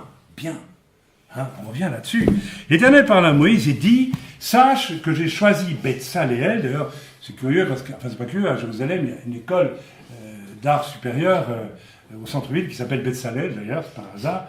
Fils d'Uri, fils de Hur, de la tribu de Juda, je l'ai rempli de l'Esprit de Dieu, de sagesse, d'intelligence et de savoir pour toutes sortes d'ouvrages. Alors, frères et sœurs, nous devrions peut-être, dans tous nos comportements de semaine, pour la semaine qui va venir, et peut-être aussi par rapport aux semaines écoulées, est-ce que nous avons agi avec sagesse, intelligence et de savoir pour tout ce que nous avons fait? Très franchement, ouvrir une fenêtre, se rendre compte qu'on ne sait plus la refermer et puis partir sans dire un mot, est-ce que c'est sage, intelligent d'agir comme ça? Non, pas du tout. C'est la bêtise à l'état pur ou bien le jument-fichisme. C'est certainement pas un travail d'artiste au niveau du respect d'autrui, avec toutes les conséquences que ça aurait pu avoir si on n'avait pas découvert à temps. Avec l'humidité qui rentre et tout ce qui s'ensuit. Est-ce que ça, c'est digne? Non, c'est pas digne du tout. C'est un ratage complet. C'est un exemple. Il peut y en avoir d'autres dans vos vies. Des choses beaucoup plus graves que ça. Amen. Nous devons vivre tout ce que nous faisons comme un artiste, mais dans le sens de l'excellence, mes amis. J'aimerais bien que vous écriviez ce mot dans vos cœurs, excellence. Faites tout ce que vous faites comme pour le Seigneur, dit l'Écriture. C'est pas moi qui le dis, c'est l'Écriture. Comme pour le Seigneur. Chaque fois que vous faites quelque chose, chaque fois que vous occupez d'une tâche, aussi minime soit-elle, que ce soit dans vos vies, à votre travail, obéissez, serviteurs, à vos maîtres, comme à Christ. Comme à Christ! Est-ce que j'ai ce scrupule-là quand je vais à mon travail? Est-ce que quand j'entre sur mon lieu de travail, moi je l'ai vécu, j'ai travaillé pendant 7 ans après ma conversion, j'ai fait le tout, chaque fois, chaque jour, pour faire parfaitement mon boulot. Ça allait jusqu'au moindre détail. Je tirais une photocopie après les heures parce que j'en avais besoin j'avais pas eu le temps d'aller photocopier un truc pour l'église. Donc, à mon travail, je tirais une photocopie. Je mettais 25 centimes de francs belges pour la photocopie parce que je ne voulais pas voler une feuille à mon travail. C'est ça l'excellence. Moi, j'en connais combien qui, c'est qu'une feuille. Non. La même chose dans le service du Seigneur. L'excellence, mes amis. J'aimerais que vous écriviez ce mot excellence. Attention. Ne confondez pas excellence avec orgueil de faire les choses. Attention, si c'est l'orgueil qui vous pousse, alors vous abandonnez. Mais les tâches les plus simples, les plus basiques même, je les fais dans l'excellence, comme un artiste. Comme un artiste. Si je vais chez autrui, avant de m'en aller, je suis un artiste. Je regarde tout. Je vérifie que tout est bien, en bon état. Et puis je sors, et je dis merci, et je m'en vais. Si bien que la personne qui rentre derrière moi, elle dit « Ah ». Vous savez, nous, selon les endroits où on va loger, on ouvre notre lit ou on le refait. Parce qu'on s'enquiert auprès des gens, qu'est-ce que vous préférez? Ça va jusque-là. Pourquoi est-ce que c'est la personne qui m'héberge qui doit nécessairement refaire mon lit? Ça va jusque-là, mes amis. Être un artiste dans ses comportements, dans le respect d'autrui.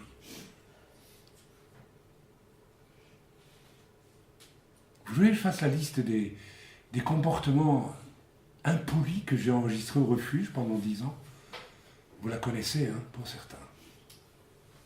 Impoli, grossier, sans respect, de gens qui ne sont pas ici, mais c'est dur à vivre, vous savez. Alors devenons des artistes dans nos comportements. Si nous nous engageons à faire une chose et que nous ne savons pas la faire, soyons des artistes. Téléphonons à quelqu'un d'autre, dire je dois faire ça, mais je n'ai pas le temps de le faire. Est-ce que tu peux t'en occuper? C'est ça. Ça s'appelle être à peu près intelligent. Si je m'engage à faire une chose, je ne peux pas la faire, ben, je demande au moins à quelqu'un d'autre pour le faire. Mais non, on le laisser comme ça, et tout va bien. Quoi. C'est ça être un artiste dans les comportements. Si je sors une viande pourrie de mon congélateur, si je suis un artiste, je ne la sers pas à mon voisin. Hein. C'est pas un exemple, c'est arrivé. Heureusement, c'est fini ça. Mais il est quand même terrifiant d'avoir été obligé d'en parler. C'est inconcevable. Devenons des artistes dans notre façon d'être. Alors là, pour une fois, je prends l'exemple dans la parole de Dieu. Ce sont des artistes qui ont vêtu ce sont des gens qui ont reçu vraiment cet amour de faire les choses bien, correctement. Amen. La condition pour finalement faire ces choses en étant rempli du Saint-Esprit, bien comme il dit au verset 3, eh bien, c'est d'être rempli du Saint-Esprit. Mais pas rempli de soi. La plupart des manquements dans nos comportements vis-à-vis d'autrui, c'est parce que nous sommes tellement, je veux dire, bouffés par nous-mêmes à l'intérieur de nous-mêmes que nous ne voyons même pas le tort que nous causons aux autres. Nous sommes tellement lourds, tellement emplis de nous, de notre lourde volonté propre, de notre... Vous savez, chez certains, c'est le moi, c'est costaud. Hein. On ne voit même pas les autres. Comme je disais avec Eric, en montant ici, on parlait de la méchanceté. Là, on s'est rendu compte que souvent le méchant, il ne se rend même pas compte qu'il est méchant. Hein. Il ne réalise même pas qu'il est méchant. Il souffre de sa méchanceté. Sa conscience le brûle à l'intérieur quand il est méchant, mais il voit même pas ce qu'il fait. Parce qu'il est juste sur lui-même. Il est centré sur lui. Il a une raison de croire qu'il peut être méchant. C'est un mensonge très souvent. J'ai connu une personne, devant un enfant nouveau-né, un grand-père, il a fait une scène parce que tout devait tourner autour de lui. Attendez, on est où là? On est dans quel monde? Donc, je ne vois même pas un enfant nouveau-né, mais comme j'ai un besoin d'amour, d'affection, qui n'a pas été satisfait, je ne sais où, donc je refuse de manifester de l'affection à un petit enfant parce que je veux qu'on s'occupe de moi d'abord. Moi, j'ai entendu ce discours un jour. Mais le méchant, il ne se rend même pas compte qu'il est méchant. L'homme charnel, il ne se rend même pas compte qu'il est charnel très souvent, mais c'est inadmissible. Mes amis, si vous êtes devenus chrétiens un jour, ça doit être brisé dans vos vies. Ça doit être brisé. Et c'est peut-être aussi parce que, au lieu de laisser l'Esprit de Dieu vraiment, à ça j'en parle depuis le début dans l'œuvre avec plusieurs parmi vous aussi, et je sens que ça ne passe pas vraiment, au lieu de laisser l'Esprit de Dieu vous remplir, lui, de sa pensée, vous agissez selon vos convictions, selon votre désir de faire. Alors quand Dieu vous demande de faire une chose, vous ne la faites pas, et puis vous imposez finalement, encore souvent, ce que vous voulez faire. En fait, ce qui fait plaisir à votre âme, ça me fait plaisir de faire ça, alors je le fais. Comme un service à Dieu. Vous êtes catholique quand vous faites ça. Vous n'êtes rien d'autre que des religieux qui confondaient l'Esprit de Dieu, qui me demande de faire telle chose, et mon désir à moi, qui désire être satisfait en faisant telle bonne chose. Est-ce que je me fais comprendre ou il faut encore l'expliquer?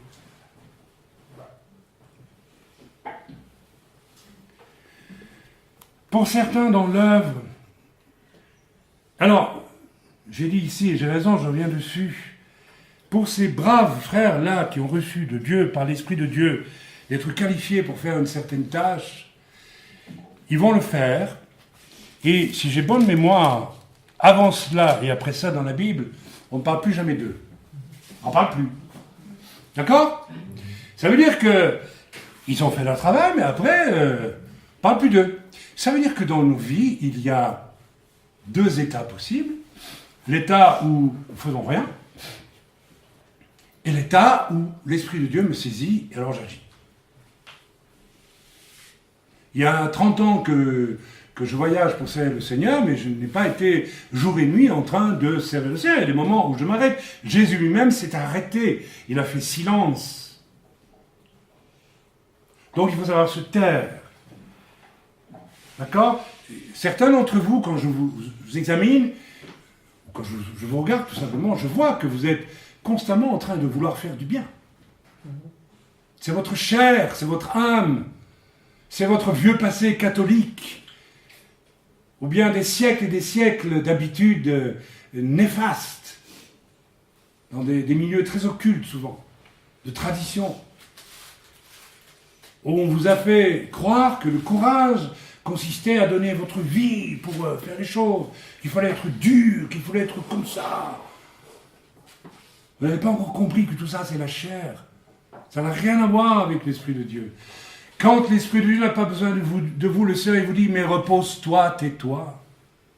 Tais-toi. Si le Seigneur ne m'appelle pas à faire quelque chose, qu'est-ce que je fais? Ben, je me repose. Mais certains d'entre vous ne savez pas vous reposer. Si vous ne vivez pas à 200 à l'heure tout le temps dans l'activisme, vous êtes malade. Vous devenez malade, vous ne supportez pas. Après, vous étonnez que vous faites des dépressions, vous êtes malade, que votre santé est mauvaise. Mais regardez-vous vivre. Vous vivez comme des brutes. Vous vivez comme des brutes sauvages. Vous êtes convaincus qu'il faut toujours donner 200%. Qui vous a demandé ça? C'est vous qui le demandez. Dieu ne vous a jamais demandé ça. Jamais. Après, vous demandez la prière parce que vous n'êtes pas bien. Moi, je vous dis, arrêtez. Apprenez à faire silence. Arrêtez-vous un peu. Alors ça, c'est un des... Alors, pour certains, dans l'œuvre, il y a vraiment beaucoup trop de vacarme, mes amis. Alors, le vacarme, il a toutes sortes de facettes. Il y a le vacarme de ceux qui sont convaincus par leur héritage culturel ou religieux qu'il faut absolument qu'ils se défoncent à 200% tout le temps. Ça ne sert à rien du tout. Et la preuve, c'est que quand on leur demande quelque chose qui vient du ciel, ils ne le font pas. C'est curieux, ça. Hein? C'est pas curieux, c'est logique. Parce qu'en réalité, c'est pas eux qui ont décidé. Le vrai problème pour certains, c'est vous qui décidez ce qu'il faut faire pour Dieu. Mais ce n'est pas Dieu qui décide ce que vous devez faire. Vous n'avez pas encore compris ça, certains.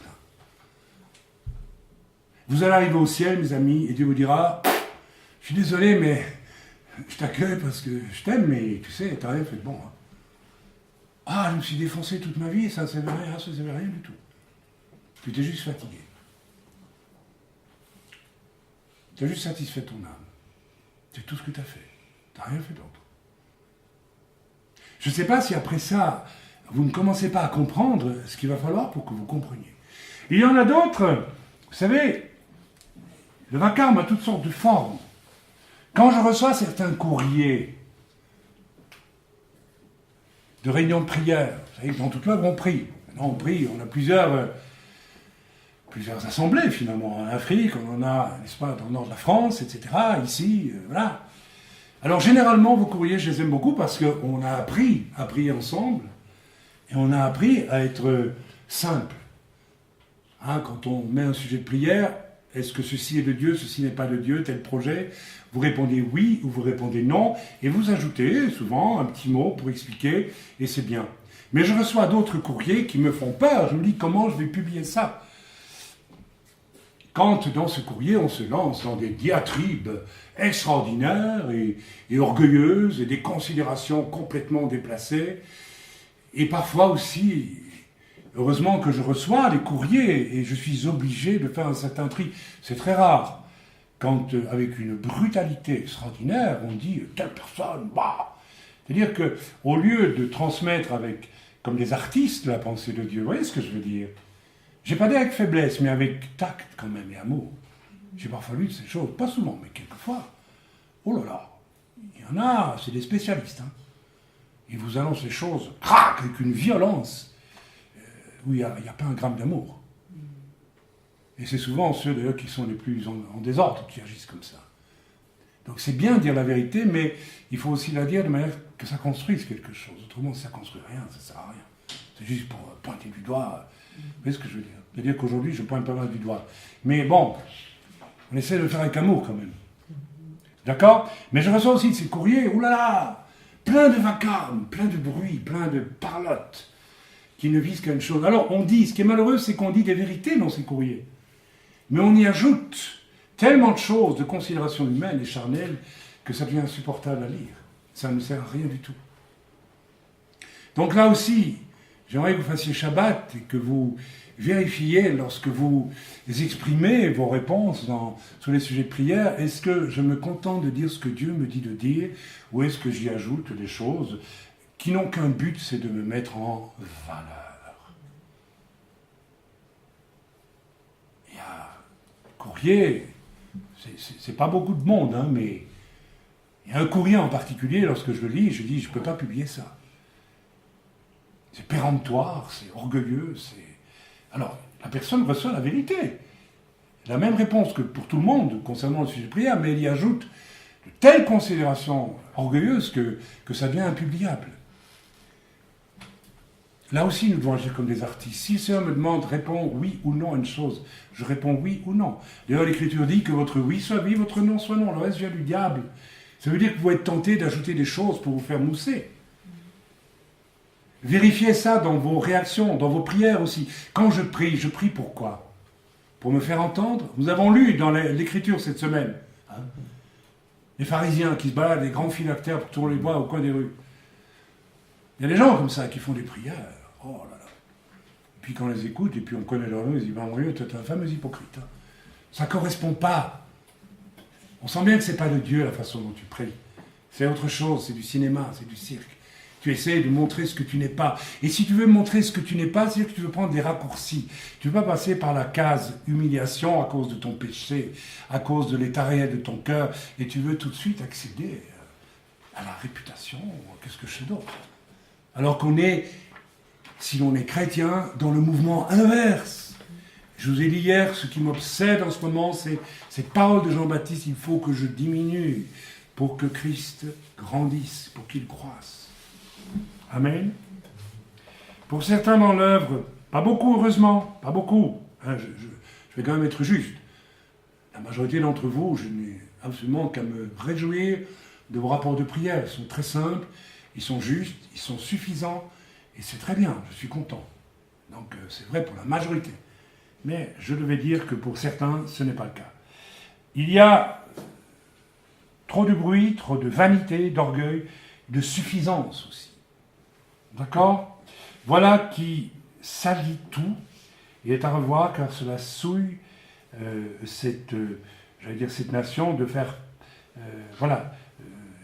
attendez, j'essaie de relire mes notes là rapidement. Voilà, le fait de ne pas faire parfaitement comme des artistes. Attention, et j'écris à nos efforts humains, c'est inutile. N'ajoutez pas à la pensée de Dieu vos propres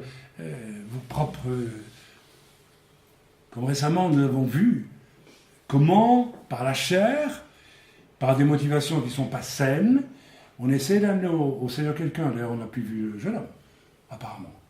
Vous voyez jusqu'où ça peut aller. Mais c'est catastrophique, mes amis. C'est terrifiant. Ce sont des pièges absolument abominables qui doivent disparaître de nos vies. Ça. Amen. Quelle est la raison de ce mélange que je vois à certains moments où on dit des choses qui viennent de Dieu, puis on y ajoute des choses qui, au fond, sont de la vanité humaine, qui visent à vous mettre en valeur. Récemment, j'ai reçu des commentaires, n'est-ce pas, qui étaient absolument affolants. Hein, sur, voilà, je ne vais pas donner de détails ici, mais vraiment, la personne disait des choses justes, que vous aviez tous reçues, mais elle y ajoutait, oh là là, de ces paroles... qui signifiait, au fond, quand tu écoutes bien, moi je suis quelqu'un d'extraordinaire, je suis quasiment le pape hein, pour décider, pour poser telle question, ceci, cela, sur un ton très péremptoire. Alors il y a une raison à ce mélange de l'esprit et de la chair dans nos vies. Alors on va lire au chapitre 32, eh bien la réponse elle est là, tout simplement, on va lire ensemble. Je sais que je suis un peu long ce matin, mais qu'importe, je pense que c'est nécessaire. Le peuple, voyant que Moshe tardait à descendre de la montagne, voilà. Le conducteur tarde à descendre de la montagne.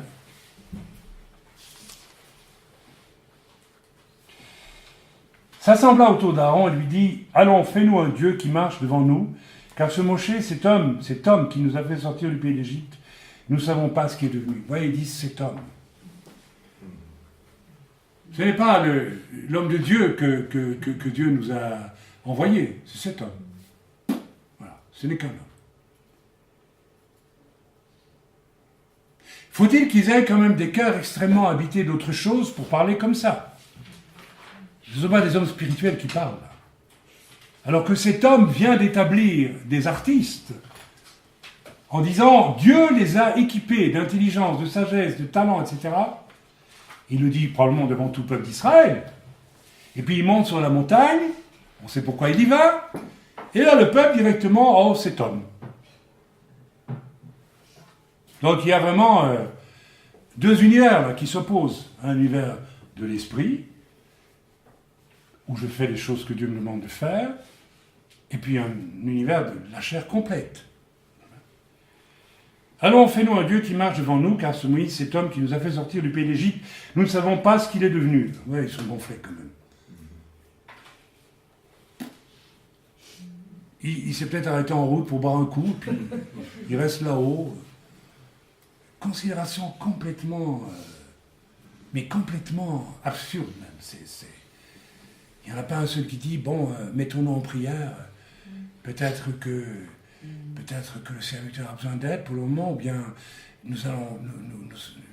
il est probable que Dieu lui a dit des choses extraordinaires et qu'il va redescendre avec encore plus, qu'est-ce que c'est, donc on va attendre avec patience. Non. Tout de suite, il faut du peps, il faut de l'action, il faut quelque chose, il faut que ça bouge, il faut qu'il se passe quelque chose. Oui, le silence ne connaît pas, la patience ne connaît pas. La bénignité ne connaît pas. Avoir un cœur d'enfant ne connaît pas. Faut qu'il se passe quelque chose. Ouais, faut que ça bouge. On va se faire une idole. Alors on va amener tout notre or et hop là, on va faire un veau. On va danser autour. Voilà, maintenant ça bouge. Je suis content, je suis rassuré. Il se passe quelque chose. Je m'ennuyais là. Mais qu'est-ce que c'est ce genre de... Mais il y a des chrétiens comme ça. Vous ne pouvez pas vivre si ça ne bouge pas dans votre vie. Vous êtes drogué à l'activisme. Vous êtes complètement drogué. Vous êtes malade. Vous êtes des descendants de païens absurdes. Vous n'avez pas encore pris conscience. Je ne sais pas quel sang circule dans vos veines, mais ça, ce n'est pas le sang de Christ. Il faut changer, là. Il faut vraiment prendre conscience. Alors, la suite, on la connaît. Aaron leur dit, ôtez. Alors, serviteur faible. Grand problème. Tragédie. Juste une petite pique ici pour tous les frères. Attention à la faiblesse, mes frères. Quand il y a quelque chose qui ne va pas, il ne faut pas attendre que Chaim arrive pour interpeller. Vous aussi, vous devez interpeller. J'ai entendu ce matin un témoignage époustouflant dans une certaine église. Des sœurs qui fréquentaient cette église il y a des années et qui se couvraient la tête. On ne va pas discuter ici du fait biblique de se couvrir ou pas. Nous savons très bien, nous, ce que l'Écriture dit, et nous agissons en conséquence. Nous ne voulons pas ouvrir ce débat. Et c'était leur droit de se couvrir la tête, quand même, sur conviction. Alors, ils étaient dans leur église, et une femme de l'étranger, une américaine, m'a-t-on dit, sans doute une de ces prophétesses, comme il y en a tant aujourd'hui, ces fausses prophétesses d'ailleurs, n'est-ce pas, qui étaient là pour prêcher, les a littéralement, pendant un quart d'heure, avoinés et écrasés de reproches, disant, mais si vous voulez garder ça sur la tête, mettez aussi des gants et mettez un niqab tant que vous y êtes, et allez-y. D'abord, chère madame, déjà, bibliquement parlant, vous n'aviez pas à prêcher, mais deuxièmement, si on vous a invité à prêcher, on ne vous a pas invité à venir enguirlander les gens dans l'assemblée, et troisièmement, dites ce que vous avez à dire, et puis taisez-vous, s'il vous plaît. Et j'ai entendu que pas un pasteur présent ne s'est levé pour remettre les choses à leur place. Mais je voudrais bien voir, moi, que ça se passe chez nous. Je dirais à la personne, bien, très bien. Que vous n'ayez pas envie de vous mettre un voile sur la tête, c'est votre liberté, mais que vous reprochiez ouvertement et publiquement à des sœurs de se voiler si elles veulent le faire.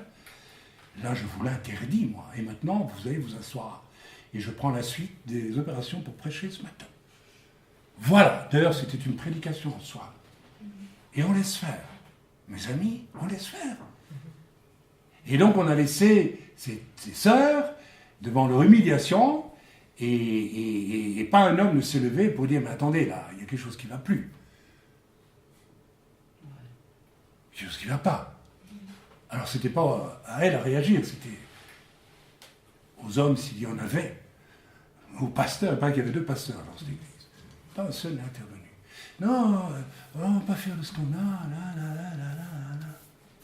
On veut rester en bon terme avec tout le monde. Oui, d'accord. Oh là là là là. La réponse du mélange, mes amis, je viens de la donner, est au chapitre 32, c'est l'idolâtrie. L'idolâtrie. La source de tous les problèmes dont je viens de parler, elle est très simple. C'est pas Dieu que vous adorez, c'est vous-même. Votre suractivisme, c'est tout simplement la démonstration que vous êtes votre propre Dieu. Vous êtes votre propre Dieu. Cette façon d'en rajouter des tonnes dans vos courriers pour montrer oh, à quel point vous êtes spirituel, c'est horrible. C'est d'une laideur, d'une vulgarité. Je parle moralement et spirituellement ici. Ça démontre à quel point vous êtes important à vos propres yeux. Et j'en viens au début de ce message. Mais est-ce que tu te souviens d'où tu es sorti? Et j'ai remarqué une chose, c'est parfois les pires, ceux qui ont fait les pires choses, qui deviennent les plus orgueilleux même dans l'Église. Alors il serait temps de reconsidérer quand même certaines choses. Je ne vais pas ici donner l'exemple, je ne veux pas humilier, mais quand même. C'est curieux que les plus fidèles sont les plus humbles, et les plus infidèles sont très souvent les plus orgueilleux, même dans l'Église. Que ça soit dans le monde, d'accord, faites ce que vous voulez, mais pas dans l'Église. L'idolâtrie, ce n'est pas que vous construisez un veau d'or, c'est vous-même qui êtes votre propre veau d'or. Ce qui vous empêche d'avoir de l'amour pour votre frère comme il convient. Je ne parle pas de toutes les bonnes œuvres que vous vous imposez et que vous imposez aux autres. Et vous êtes tout satisfait. J'ai fait beaucoup de bonnes choses. Non, vous avez satisfait l'idole qui est en vous. Vous avez satisfait votre âme. Vous n'avez pas fait l'œuvre du Seigneur. L'idolâtrie, mais quelles sont les causes? Eh bien, la superficialité, le désir aussi d'une spiritualité rapide, clinquante, qui frappe les esprits, ou bien, n'est-ce pas, en lieu et place du magnifique thème central, je dirais de toute l'Écriture. Je réalise que le centre, peut-être la chose la plus importante dans toute l'Écriture, Dieu lui-même se l'est appliqué, mes amis. Est-ce que vous pouvez le répéter avant que je le dise maintenant? Qui pourrait le dire? Dieu lui-même se l'est appliqué. Devenez intelligent, s'il vous plaît. C'est quoi? Non! Il faut que je diminue pour qu'il croisse. Le secret de la vie, de toute vie, c'est une mort à soi-même. Vous n'avez pas encore compris. L'essentiel de l'essentiel, il est là. Tout le reste est vanité. Lorsque Dieu décide de créer l'univers, est-ce qu'il avait besoin de l'univers? Est-ce que Dieu... Tout ce qui a été créé était déjà en Dieu, vous savez. Pour Dieu vous créez toute chose, tout l'univers. Est-ce qu'il en avait besoin? Mais non. Ça existait déjà dans son cœur. Il n'en avait pas besoin. Il avait pourquoi? Il a fait pour qui? Pour d'autres. Donc il a renoncé à quelque chose qu'il avait pour vous le donner. Tout le sens de la mort de Christ à la croix, c'est renoncer à soi pour que d'autres vivent. Vous l'avez oublié, nous l'oublions tous les jours. Ça veut dire que tous les jours, nous devons inscrire ça maintenant dans nos cœurs. Il faut que je diminue. Et il faut qu'il croisse. Arrêtez de vous satisfaire avec votre activisme religieux.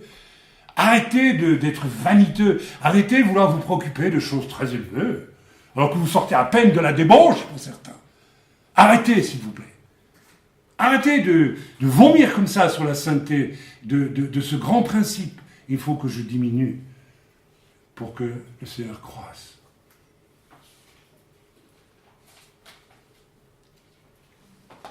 Il y a des choses extraordinaires avec certains grands hommes de Dieu. Mais quand on dit grands hommes de Dieu, on pense aux grands.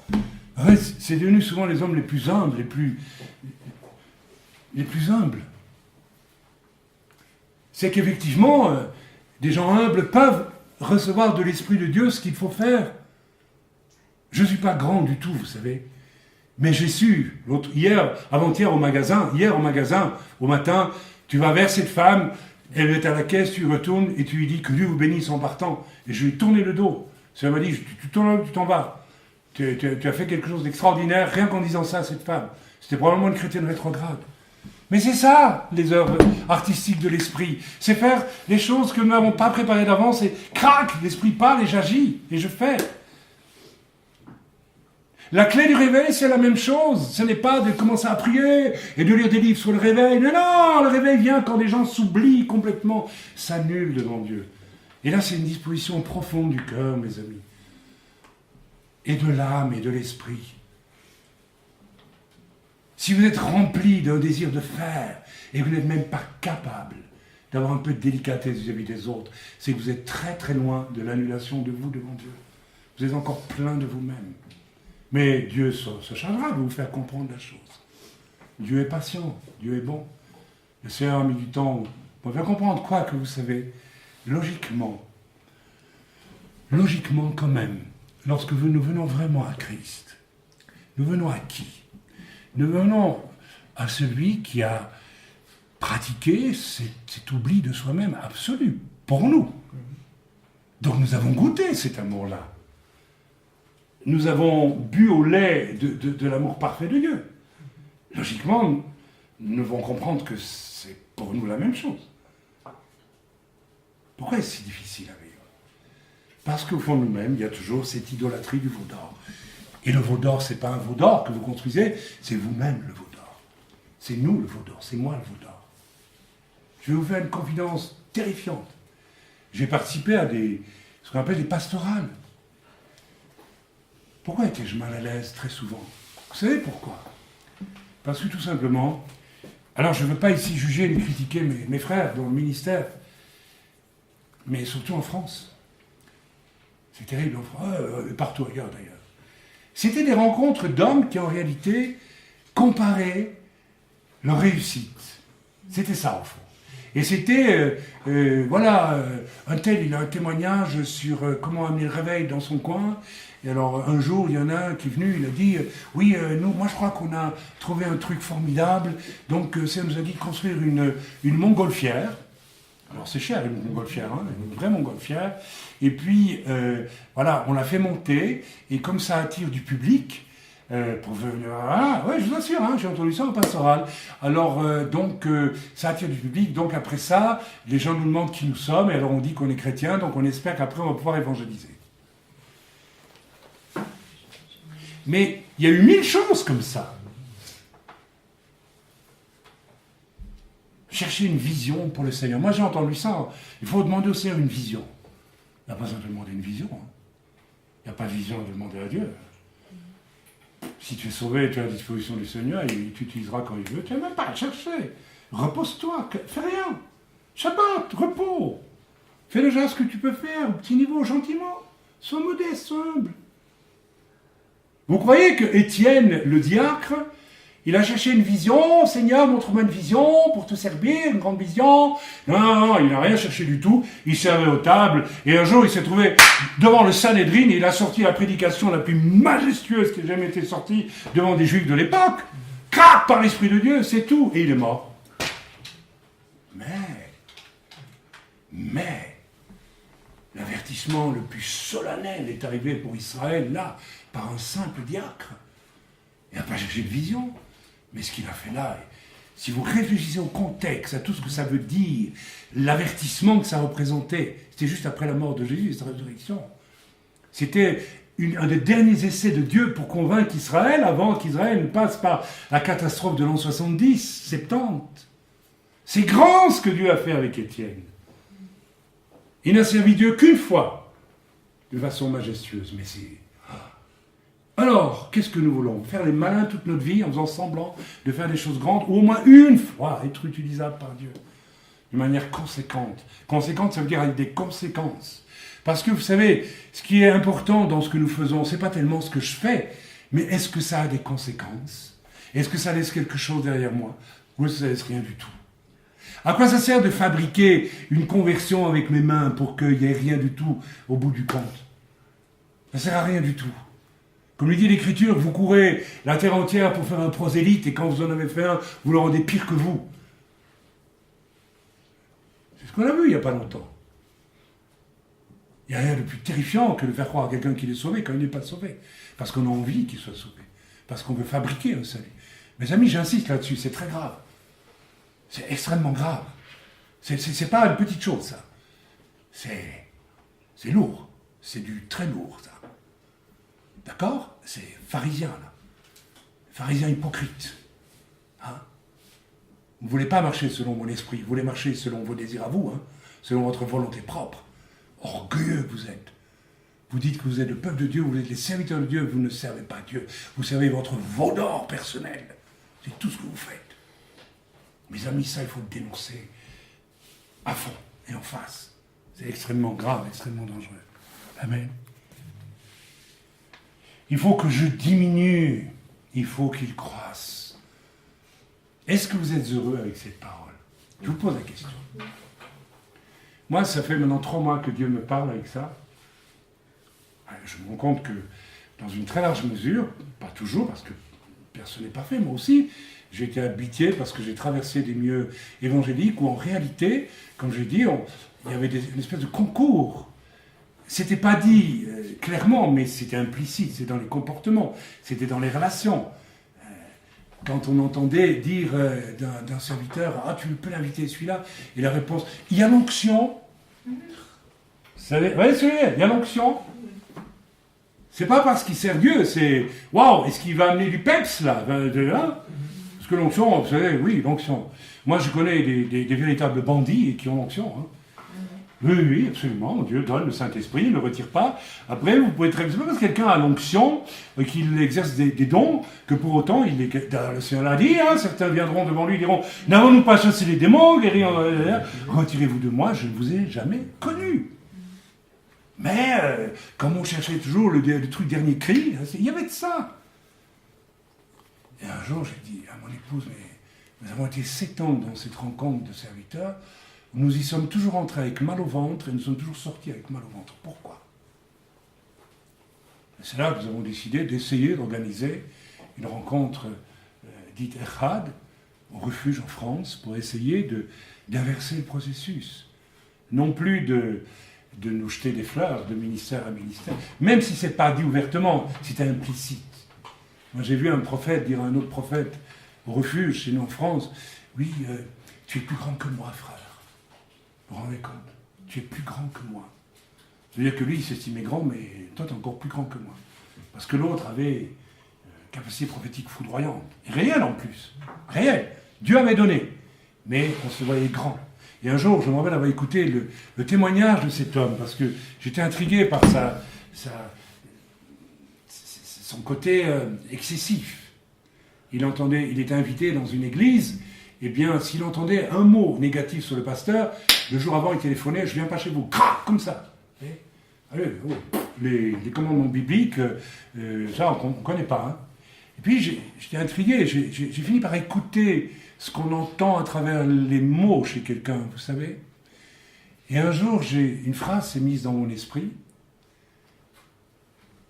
Et d'ailleurs, il me l'a dit un jour, il me l'a dit non pas directement cet homme, mais ça revenait à ça. Tu vois, je suis tellement important pour Dieu qu'il a bien fallu qu'il me sauve. C'était de cet ordre-là. Il avait une idée de lui, il avait reçu de Dieu, mais ce qu'il avait reçu de Dieu l'exaltait sur lui-même d'une façon considérable. Vous savez, je pense que nous devons nous rendre compte d'une chose, dans le monde chrétien est quand même fait de gens qui sortent du paganisme le plus profond. Dans le judaïsme, c'est quasiment infaisable, ça. Quoique, ça existe aussi. Mais j'aimerais qu'on prenne conscience de cet orgueil, de cette idolâtrie de soi, qui est extrêmement dangereuse et qui est très vite présente dans nos vies. Ce n'est pas parce que tu as prophétisé une fois ou deux, ou même 10 fois ou 100 fois, que tu es important. Tu n'es toujours rien du tout. C'est simplement que Dieu te prend et te saisit, c'est tout. C'est Dieu qui est grand, tu n'es pas grand. Tu n'es pas grand. Et je crois que cet homme était sincère, il croyait vraiment qu'il était quelqu'un d'exceptionnel. Il avait une espèce d'idée de lui, peut-être même avant sa création sur la terre, il pensait qu'il devait être un pur esprit très particulier auprès de Dieu. Alors c'est sûr qu'on vient de Dieu, notre esprit nous est donné par Dieu, mais je crois qu'il y a des gens, vous savez, qui s'imaginent que ils sont très particuliers, ils sont très spéciaux. J'entendais cela dans le discours. Aujourd'hui, cet homme, eh bien, plus personne ne veut en entendre parler, n'est-ce pas? Alors, soyons extrêmement prudents et vigilants avec ces choses. Je crois que j'en ai dit beaucoup ce matin, et je vais donc terminer avec mon message. Ok. Un test pour mesurer votre réalité, c'est votre susceptibilité lorsqu'on vous fait une remarque vraie ou juste. Ça, c'est le test. Quand vous êtes vraiment mort à vous-même, on vous fait une remarque. Ça, c'est le test. Hein. C'est le test. Comment tu réagis? Si on te dit que tu es orgueilleux, ah, je suis orgueilleux? Ben, quand on réagit comme ça prouve que tu l'es vachement. Ah, je suis orgueilleux, moi? Oh, regardez-moi quand je fais la grimace, ça vaut le coup. Hein. J'ai vu ça. Ou alors la réponse qui venait à une époque, je me rappelle, une personne qui va sourire aujourd'hui parce qu'elle est là. Oui, mais tout le monde est orgueilleux. Hein. C'est une façon de détourner la conversation. Surtout, ne parlez pas de mon orgueil. Parce que je suis humble, n'est-ce pas? Donc, il ne faut pas parler de mon orgueil. Mais mes amis, si vous réagissez comme ça, vous démontrez à quel point vous êtes orgueilleux, mais vous êtes tellement habitué que vous n'en rendez même plus compte. Comment tu réagis quand on te dit que tu es orgueilleux? Alors ne triche pas, arrêtez de tricher. Vous savez, les hommes sont tricheurs, la chair, l'idolâtrie de soi rend les hommes extrêmement fourbes. Nous sommes fourbes, l'homme est fourbe, vous savez. C'est le test. Pourquoi vous ne changez pas quand vous faites une remarque? Vous savez pourquoi? Parce que vous êtes orgueilleux. Alors vous faites semblant de dire oui, c'est vrai, j'aurais pas dû le faire, je demande pardon, puis vous recommencez 15 jours après. C'est-à-dire que c'est tout. Alors peut-être que vous camouflez votre susceptibilité, mais en réalité vous êtes susceptible. En réalité vous êtes très orgueilleux. Alors vous pouvez le cacher aussi, vous pouvez le parce qu'au fond, vous sentez bien qu'il y a quelque chose là qui doit sauter, alors vous le refoulez. Il y en a qui sont très habiles pour ça. Très habiles. L'acceptation humble et qui coûte, mais qui va donner la paix en faisant mourir ce qui doit mourir, c'est ça notre réaction? Parce qu'après tout, on me fait un reproche, que ce soit vrai ou que ce soit faux, qu'importe. Si c'est vrai, eh ben, tant mieux. On vient à mon secours, on m'aide, on apprend quelque chose. Si c'est faux, mais même si c'est faux, ça concerne la personne qui a fait le reproche. Si elle se trompe, c'est elle qui se trompe. Fais-moi un reproche, Samuel. Dis-moi ce que tu veux. Allez, vas-y. T'es mal coiffé. C'est vrai. Mais toi, t'avais une tête de méduse, hein, c'est vrai. Mais c'est la vérité. Mais là, je l'accepte parce que je dois aller me faire couper les cheveux en rentrant à Jérusalem. Mais tu pourrais être un peu plus poli quand même. C'est pas grave, mais c'est vrai, c'est vrai. Tu veux que je me recoiffer? Non. Ah bon, parce que si vraiment ça te pose un problème, Non. tu es si mal avec ça, c'est vrai? Non. Ils disent tous non, là t'es inventé. Là. Un vrai reproche. Fais-moi un vrai reproche. Si, vas-y, fais-moi un vrai reproche. On n'est pas comme ça. T'en as pas à faire, t'oses pas. Non, j'en ai pas. T'en as pas, t'es sûr? Bon, bah tant pis. Ok. Mais, non, mais, écoutez, c'est le test. Comment je réagis? Comment réagissez-vous? Est-ce que vous dites, oh ben, bien, là, quelque chose qui doit changer parce que vous avez un cœur doux et humble? Ou est-ce que vous, en fait, vous fermez la porte de votre cœur et même vous donnez le champ en disant oui, pardon, je ne supporte plus d'entendre certains qui me demandent pardon. En fait, vous fermez la porte de votre cœur et vous ne laissez pas le Seigneur rentrer pour vous montrer là où ça doit changer. Alors vous donnez un truc de façade. C'est de la façade, c'est du jeu. Vous faites le change. Il y en a certains, vous savez, la meilleure façon de camoufler le péché, alors moi je parle pas mal en prêchant, mais je pense que je ne camoufle pas du péché. Mais parfois, vous savez, je suis fatigué. Vous savez, quand les gens veulent cacher leur péché, ils vous assomment de tas de trucs. Et en fait, c'est un masque. C'est un masque. Analysez l'atmosphère d'Exode 32. Imaginez donc du veau d'or.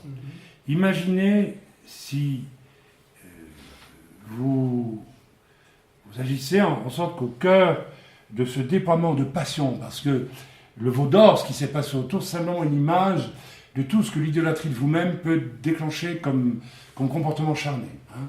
Alors on va pas, vous connaissez l'histoire, vous savez tout ce qui s'est passé. Ça a fini bien sûr dans la débauche et dans tout ce qu'on peut imaginer. D'accord. Si vous imaginez, n'est-ce pas, que vous intervenez d'une façon spirituelle dans un milieu comme celui-là, ou par exemple dans certaines orgies spirituelles, qu'on a connu dans certains milieux d'église, il faut appeler ça des orgies spirituelles. Avec le faux Saint-Esprit, c'était carrément le veau d'or, avec toutes sortes de désordres qui accompagnent.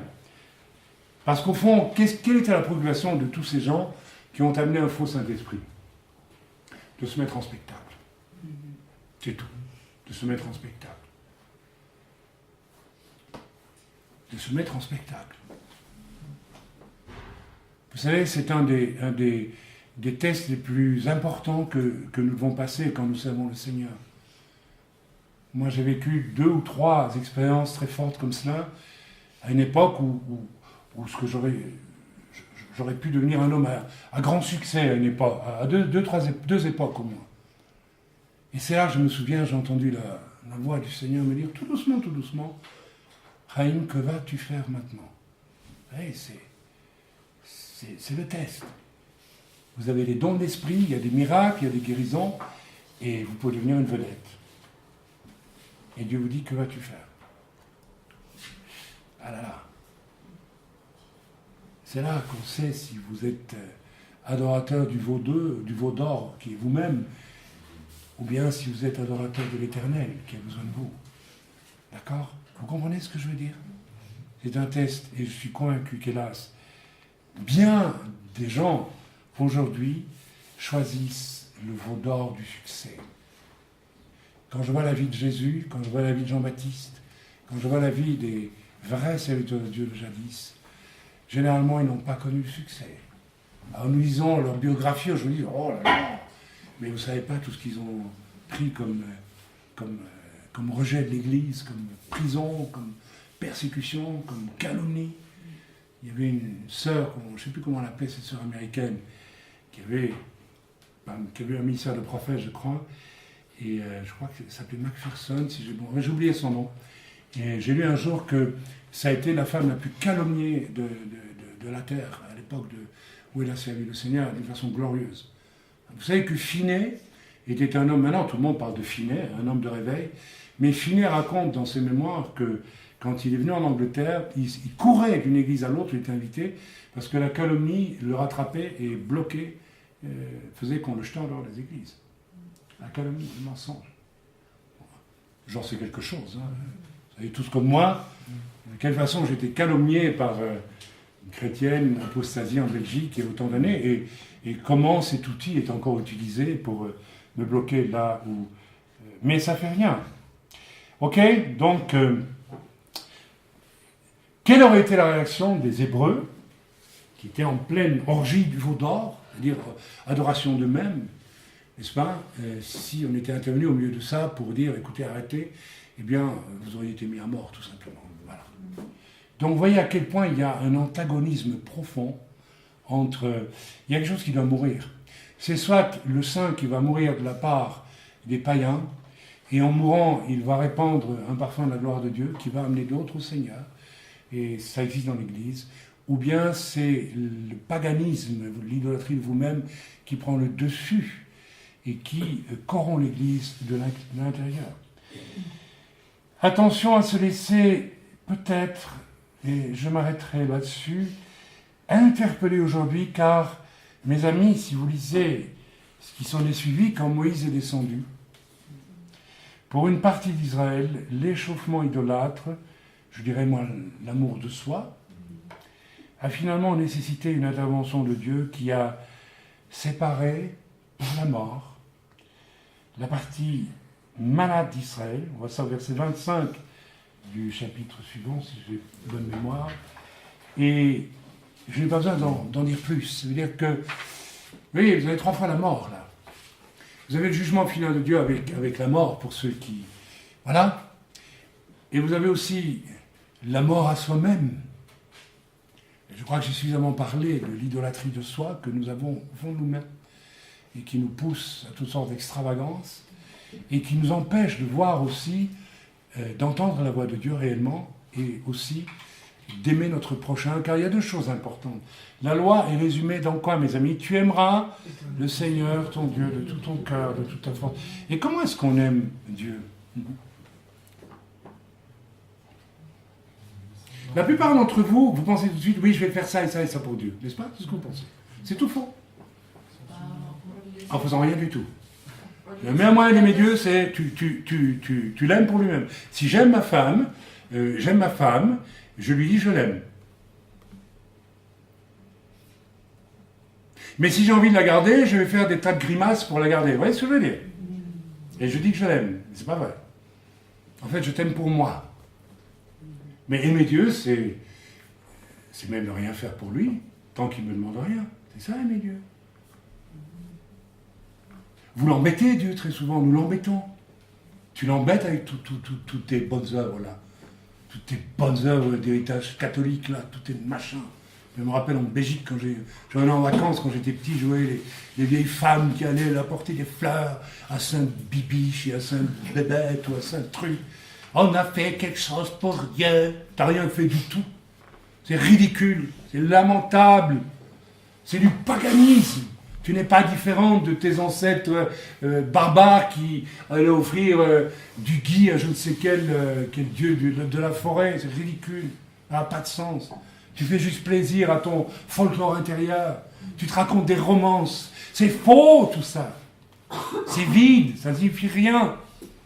Il faut y renoncer. Tu aimeras le Seigneur ton Dieu en te taisant devant lui et en écoutant ce qu'il te dira de faire, et là tu le feras. C'est comme ça que tu l'aimeras. Le reste du temps, j'ai envie de dire un peu grossièrement, tu la fermeras.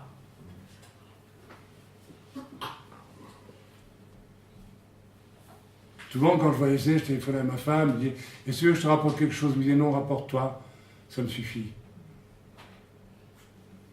Elle n'a pas besoin que je lui prouve mon amour. Elle n'a pas besoin. Elle voulait moi, c'est tout. J'ai mis du temps à comprendre. Moi, je croyais que ça lui faisait plaisir de rapporter un petit truc d'Afrique. Non, ça ne m'intéressait pas. Parce qu'elle m'était toute acquise et je n'avais pas à prouver, j'avais rien à... Oui. Donc parfois, même en faisant des cadeaux, en fait, au fond, pourquoi on fait des cadeaux parfois? Parfois, c'est gentil, hein? Quand on m'avait offert le restaurant pour mon 60e anniversaire, c'est ça? Non, mon 65e anniversaire. Bon, ça m'a fait plaisir, c'est vrai, je reconnais. Hein. Mais bon, il y a des cadeaux dont on se passerait bien.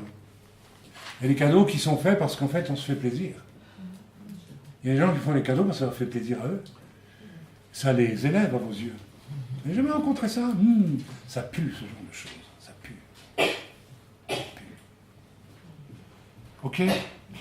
Mes amis, tu aimeras le Seigneur ton Dieu de toute ta force, de tout ton cœur, de tout ton esprit, en ne lui imposant nullement ta chair et ta vie. Tu es un être créé, tu as juste à écouter, comme les brebis qu'on sort de la grange le matin. Youp, youp, youp, youp, youp. Elles avancent. Yop, yop, yop, yop. Elles arrêtent.